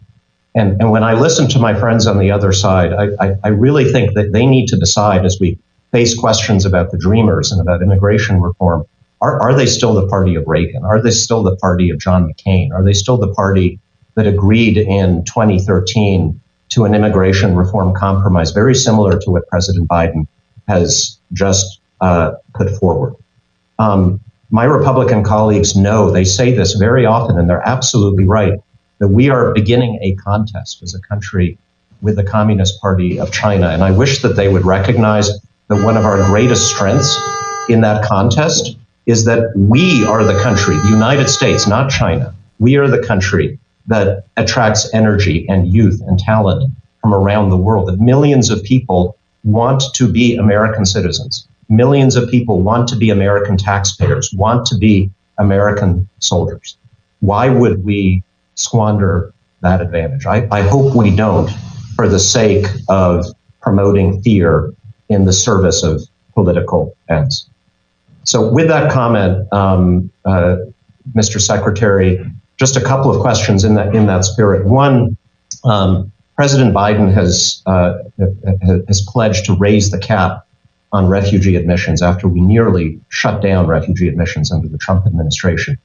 Can you let us know why there's been a delay in actually affecting that order, signing it, and when we might expect to see it? Congressman, thank you very much. I know that the president is considering that issue. It's a serious issue. He has committed to restoring our leadership in the world, including as a leader as a place of refuge for people fleeing persecution. And so I will defer to him in his deliberation on that important issue. I know he's very committed to it. Okay. Thank you. One element of this that I think is more under your control, USCIS, at some point in the last administration, well, probably related to COVID, stopped doing in-person interviews for refugee applicants, but also continues, as I understand it, to refuse to do video interviews, even though it continues video interviews for people being deported, not people being admitted as refugees. And is that something that you can fix? Because there are situations where literally hours and days matter right now in terms of getting that process restarted. Congressman, I'll have to take a look at that to see what U.S. Citizenship and Immigration Services practices are with respect to video interviews of refugee applicants. I will look at that and get back to you. I'm familiar with the pros and cons of video interviews. They present tremendous advantages in a number of different respects. So I will follow up as quickly as possible. Thank you. With very limited time, very different issue. Big controversy last year. DHS units like BORTAC involved in policing civil unrest in the United States. Would you agree that that's not necessarily an appropriate role for these essentially paramilitary units, and that any DHS units involved in policing civil unrest should not be wearing military uniforms, desert fatigues, should have identifying insignia as law enforcement does in this country? Congressman, I'm looking very carefully at what occurred in Portland, the deployment of different resources throughout the Department of Homeland Security. And what I would like to do is give my personnel an opportunity to address the issues and questions that I have, and then I will circle back with you. I want to be respectful of my workforce, but it is an issue that I am very focused on. Thank you so much. I yield back. Gentleman yields back. Chair recognizes gentleman from New York, Mr. Garbarino, for 5 minutes. Thank you, Mr. Chair. Thank you, Mr. Secretary, for coming today and testifying. First question, Mr. Secretary, as you know, MS-13 is a transnational criminal organization whose members have terrorized and murdered people all over the United States and many people in my district over the past few years. It's the largest and most violent street gang on Long Island. I represent parts of Long Island. Its leadership is based in El Salvador, Mexico, Guatemala, and Honduras, and the gang has thousands of members across the United States, comprised primarily from immigrants from Central America. Just yesterday, multiple media outlets reported that at least 4 people on the FBI's terrorist watch list have been arrested at the southern border. What is DHS doing to secure our border and carefully screen migrants to ensure dangerous terrorists like MS-13 gang members who murdered innocent people in my district are not permitted to enter this country? Congressman, we have a multi-layered screening protocol at the border, at all ports of entry. We screen individuals who seek to enter our country, not only by land, but also by air and by sea. And I would be very pleased, because I am so very proud to share with you, outside the context of this hearing, everything that we do to screen individuals who are seeking to enter the United States and make sure that those who pose a danger to our communities do not enter the United States. We have very rigorous screening procedures in place, and our people are very equipped to execute those procedures. I appreciate that, Mr. Secretary. And we talked about it a little bit before. You know, this year is not the only year that people from the terrorist watch list or FBI's most wanted list have tried to cross the border. I believe In 18, there were 6, 19, there were 0, 20, there were, I think, 3. But those are the whole year statistics. We're now it's only March 17th, and we've already had 4. Is that concerning that more people are trying to get in now? Or what's with the increase in numbers? Congressman, I am concerned if one tries to come over any length of time. That's my job. And that's the job of the people of the Department of Homeland Security. Okay, Mr. Secretary. I just, as long as we keep up, because MS-13 has been knocked back a little bit through increased enforcement in my district. I don't need them getting their foothold back in. It was not good for my district. It wasn't good for New York. It's not good for the country. So I appreciate that.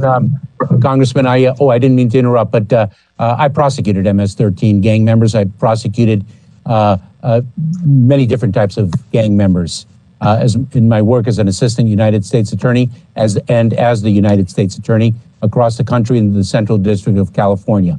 I would be very pleased to discuss with you the strategies that we are employing and the strategies that I have in mind to tackle this threat, which has been too persistent for too many years. I appreciate that, Mr. Secretary. I'm going to switch gears real quick. I'm also the ranker on the Cybersecurity Committee. And just a quick question. Can you explain why there was no congressional notification of the White House's announcement today to establish another unified coordination group in light of the Microsoft Exchange vulnerability? Congressman, I'm not familiar with the communication channel, what it was and what it wasn't. Certainly, we have been amplifying the threat of cybersecurity throughout the country, and since January 20th, and we also have been amplifying the concerns around this second exploitation, the second threat to Microsoft, and so I can't speak any more than that, but I'd be very happy to follow up with you. Okay, as long as, listen, we usually, I know Congress, the committee's usually notified when these are announced. I don't believe we received any notification. So just in the future, making sure we stay on top of that. But I have one final question. In 2015, my predecessor, Congressman Pete King, introduced the First Responder Anthrax Preparedness Act, which became Public Law 114-268. You might not have it with you now, but can you provide us with a status update as the implementation of that pilot program? I would be very pleased to. I certainly don't have it at my disposal, but I look forward to following up with you, Congressman. I look forward to your answers. Thank you very much, and I yield back. Thank you. Thank you very much. Just for the record, we have very seldom received any notification on what the White House is doing when it's a Democrat or a Republican. And I agree with my colleague from New York. It would be nice to know, but the practice is just not something that's ordinarily done. So maybe that's something we can take up. Chair recognizes gentleman from New York again, Mr. Torres, for 5 minutes. Thank you, Mr. Chair. Mr. Secretary, I have a few yes and no questions about the border crisis, which as of late has been the subject of political demagoguery. Isn't it true that there was a border crisis in 2019, not so long ago, during the Trump administration? The numbers that of individuals encountered at the border was extremely large in 2019. That's a yes. So, isn't it true that there was a border crisis before then in 2014 during the Obama administration? The numbers were considerable then as well. Yes, and now there's one in 2021. Is it fair to say, contrary to politically motivated storylines, that the border crisis is more of a cyclical occurrence than a unique consequence of Biden administration policy?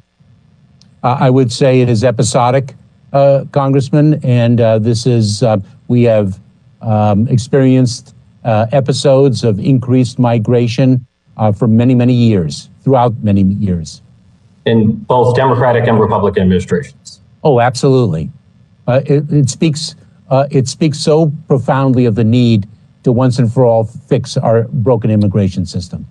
I have a few yes and no questions about policies that might have caused or compounded the migrant surge. Isn't it true that the Trump administration cut humanitarian assistance meant to address the root causes of migration from Central America? It did, Congressman. Isn't it true that the Trump administration canceled the Central American Minors Program, which would have enabled children to apply for asylum from their home country without migrating to the U.S.-Mexico border? Yes, Congressman, it did. Isn't it true that during the Trump administration, families might have been too fearful to come forward and take custody of children in federal custody? Congressman, if you are speaking of the memorandum yes, between the Health and Human Services and Immigration and Customs Enforcement, yes, the pernicious effect of that memorandum was in fact to chill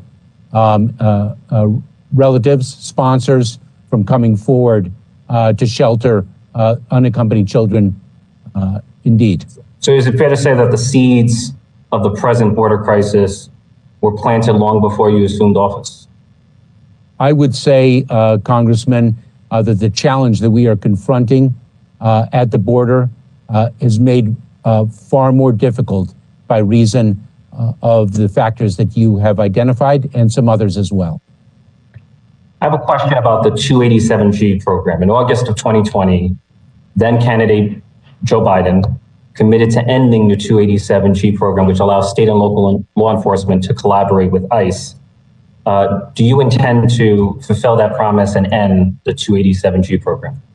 I am looking very closely at the 287G program and really reestablishing a healthy relationship with state and local law enforcement throughout the country. I'm very proud of the support from the law enforcement community that I received when I was a nominee to be the Secretary of Homeland Security. Mr. Secretary, do you intend to end it? Are you going to modify it? What's the plan? I've got to take a close look at it. I'm very well aware of the president's commitment, but it's something that I need to turn to, Congressman. Is there a review underway? There is, Congressman. So what's the timeline for that review? As soon as possible, Congressman. And I'm sorry I can't give you a more definite answer. As this hearing has evidenced, there's a great deal of work to be done across the department, and we're doing it all. As you know, in January, President Biden issued an executive order imposing a moratorium on almost all deportations. That executive order was subsequently put on hold by a court. In February, my understanding is that ICE issued new guidance on deportations. The new guidance on deportation, is it essentially the same as the original executive order, or are there differences? If I may, there was an announcement from the Department of Homeland Security that removals from the country would be put on pause. Individuals would remain in detention, but that removals would be put on pause for a period of 100 days as the issues were studied. You correctly noted that a court enjoined that pause. Then on January 20th, concurrently, on January 20th, then Acting Secretary Pekoski issued a memorandum of new enforcement guidelines that are temporary until I promulgate guidelines. Guidance was subsequently issued that revised those January 20th enforcement priorities, and I am studying the issues. I intend to engage with the workforce. I intend to engage with this committee, and I intend to engage with the community as I develop guidelines to promulgate. Gentleman's time for New York has expired. Chair recognizes the gentleman from California for 5 minutes, Mr. McClintock. Well, thank you, Mr. Chairman, for allowing me to join you today. And Secretary Mayorkas, thank you for being here on a marathon hearing. Is it true that DHS is planning to reopen all of the MPP cases? I'm not familiar with that, Congressman. I'll have to take a look at that and get back to you. I apologize.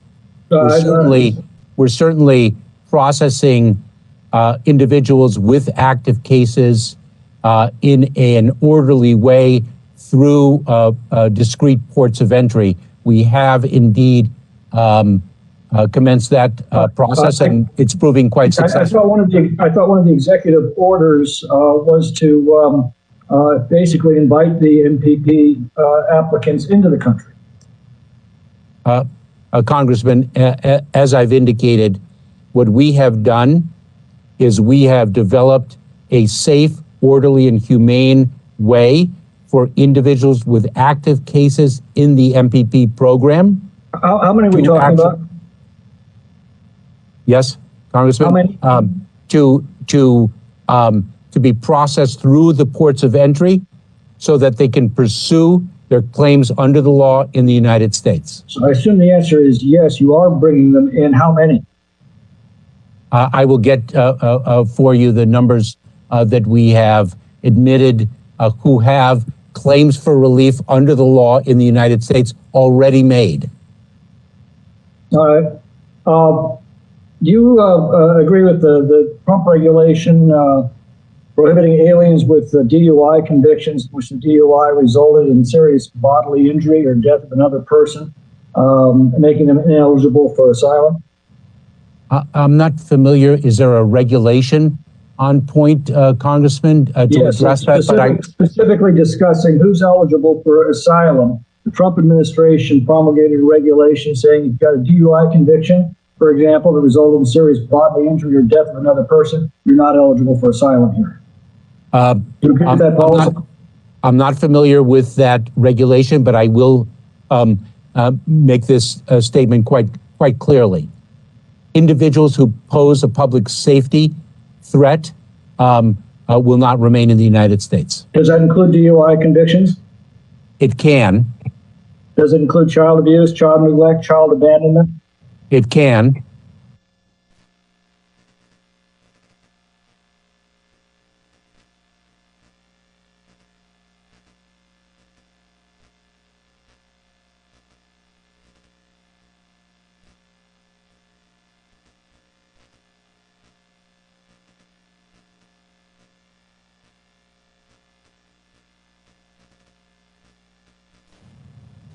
Well, I mean, yes, it can. The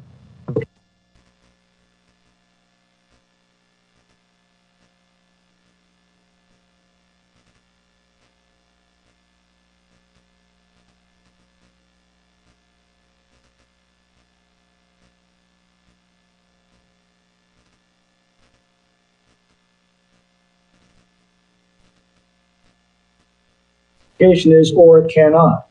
Well, actually, Congressman, having been a prosecutor for 12 years, I will not equate a DUI, an individual who is guilty of 2 DUIs, for example, or 1 DUI in the last 12 months that resulted in the death of an individual, with an individual who has been in the country for 30 years, committed a DUI 27 years ago, has lived an upstanding life since then, has contributed to the community, and has 3 U.S. that Congress passed.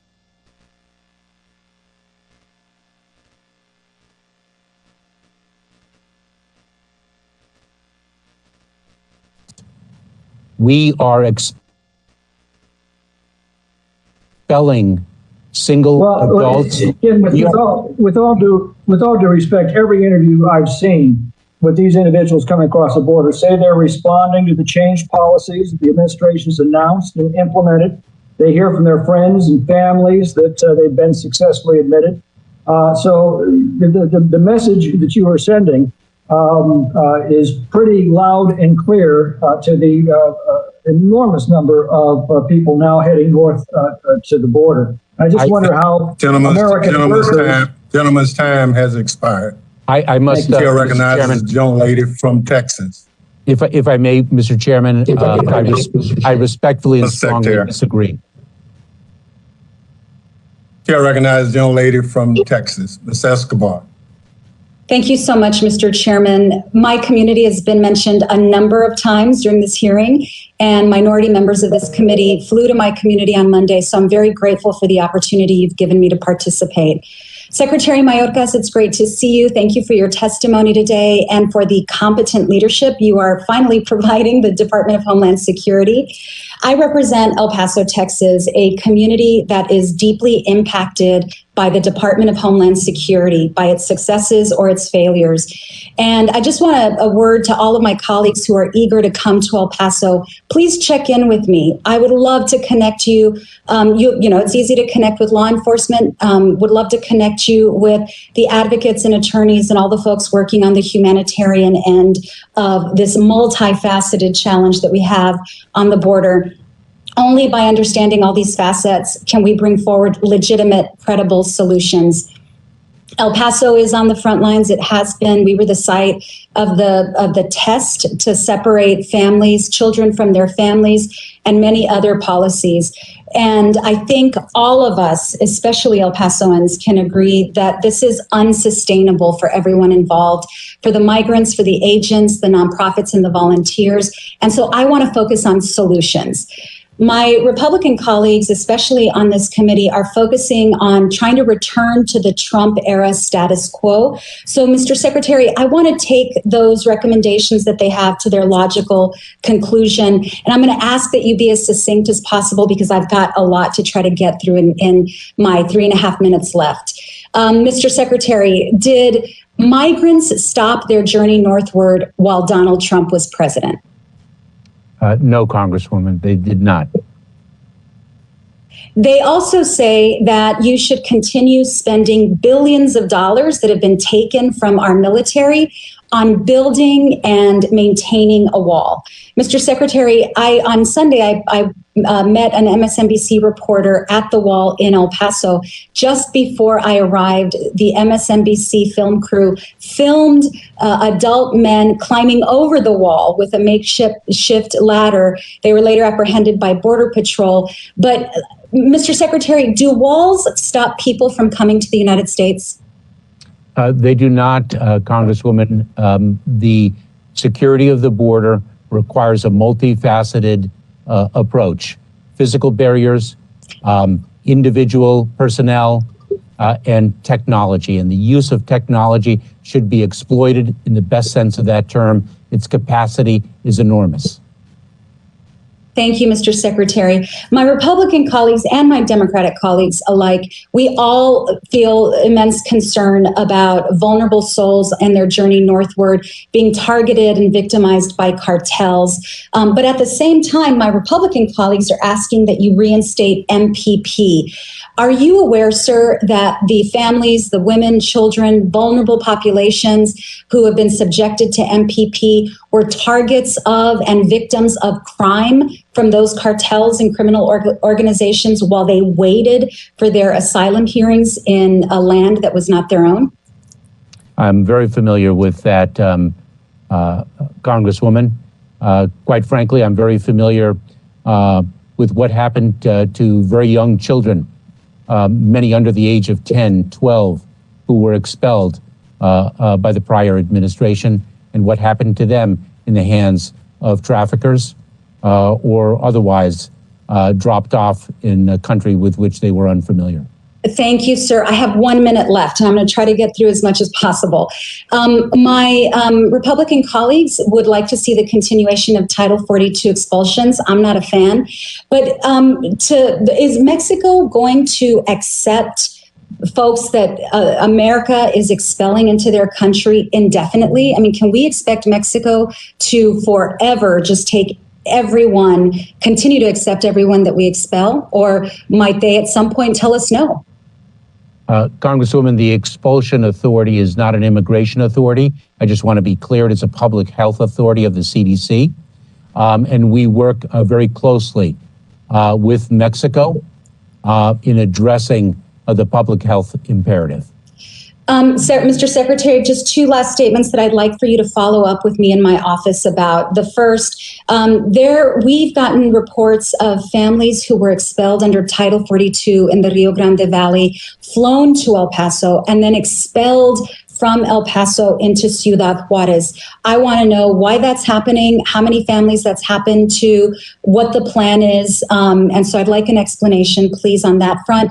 Secondly, I would like your commitment to working with me on a binational COVID plan for border communities like mine so that we can again reopen our ports of entry and get the flow going back and forth in a safe way that maintains our significance and importance to the American economy. Do I have your commitment to working with me on that and getting me that information, sir? I most certainly, you most certainly do, Congresswoman. Thank you. Thank you, Mr. Chairman. I yield back. Young lady from Texas yields back. Mr. Secretary, let me thank you for what's been a 4-hour and 2-minute introductory session for you to the Homeland Security Committee. Let me thank you for your testimony and the members for their questions. The members of the committee may have additional questions for the witness, and we ask that you respond expeditiously in writing as you've already committed to those questions. Without objection, the committee's records shall be kept open for 10 days. Hearing no further business, the committee stands adjourned. Thank you. Thank you.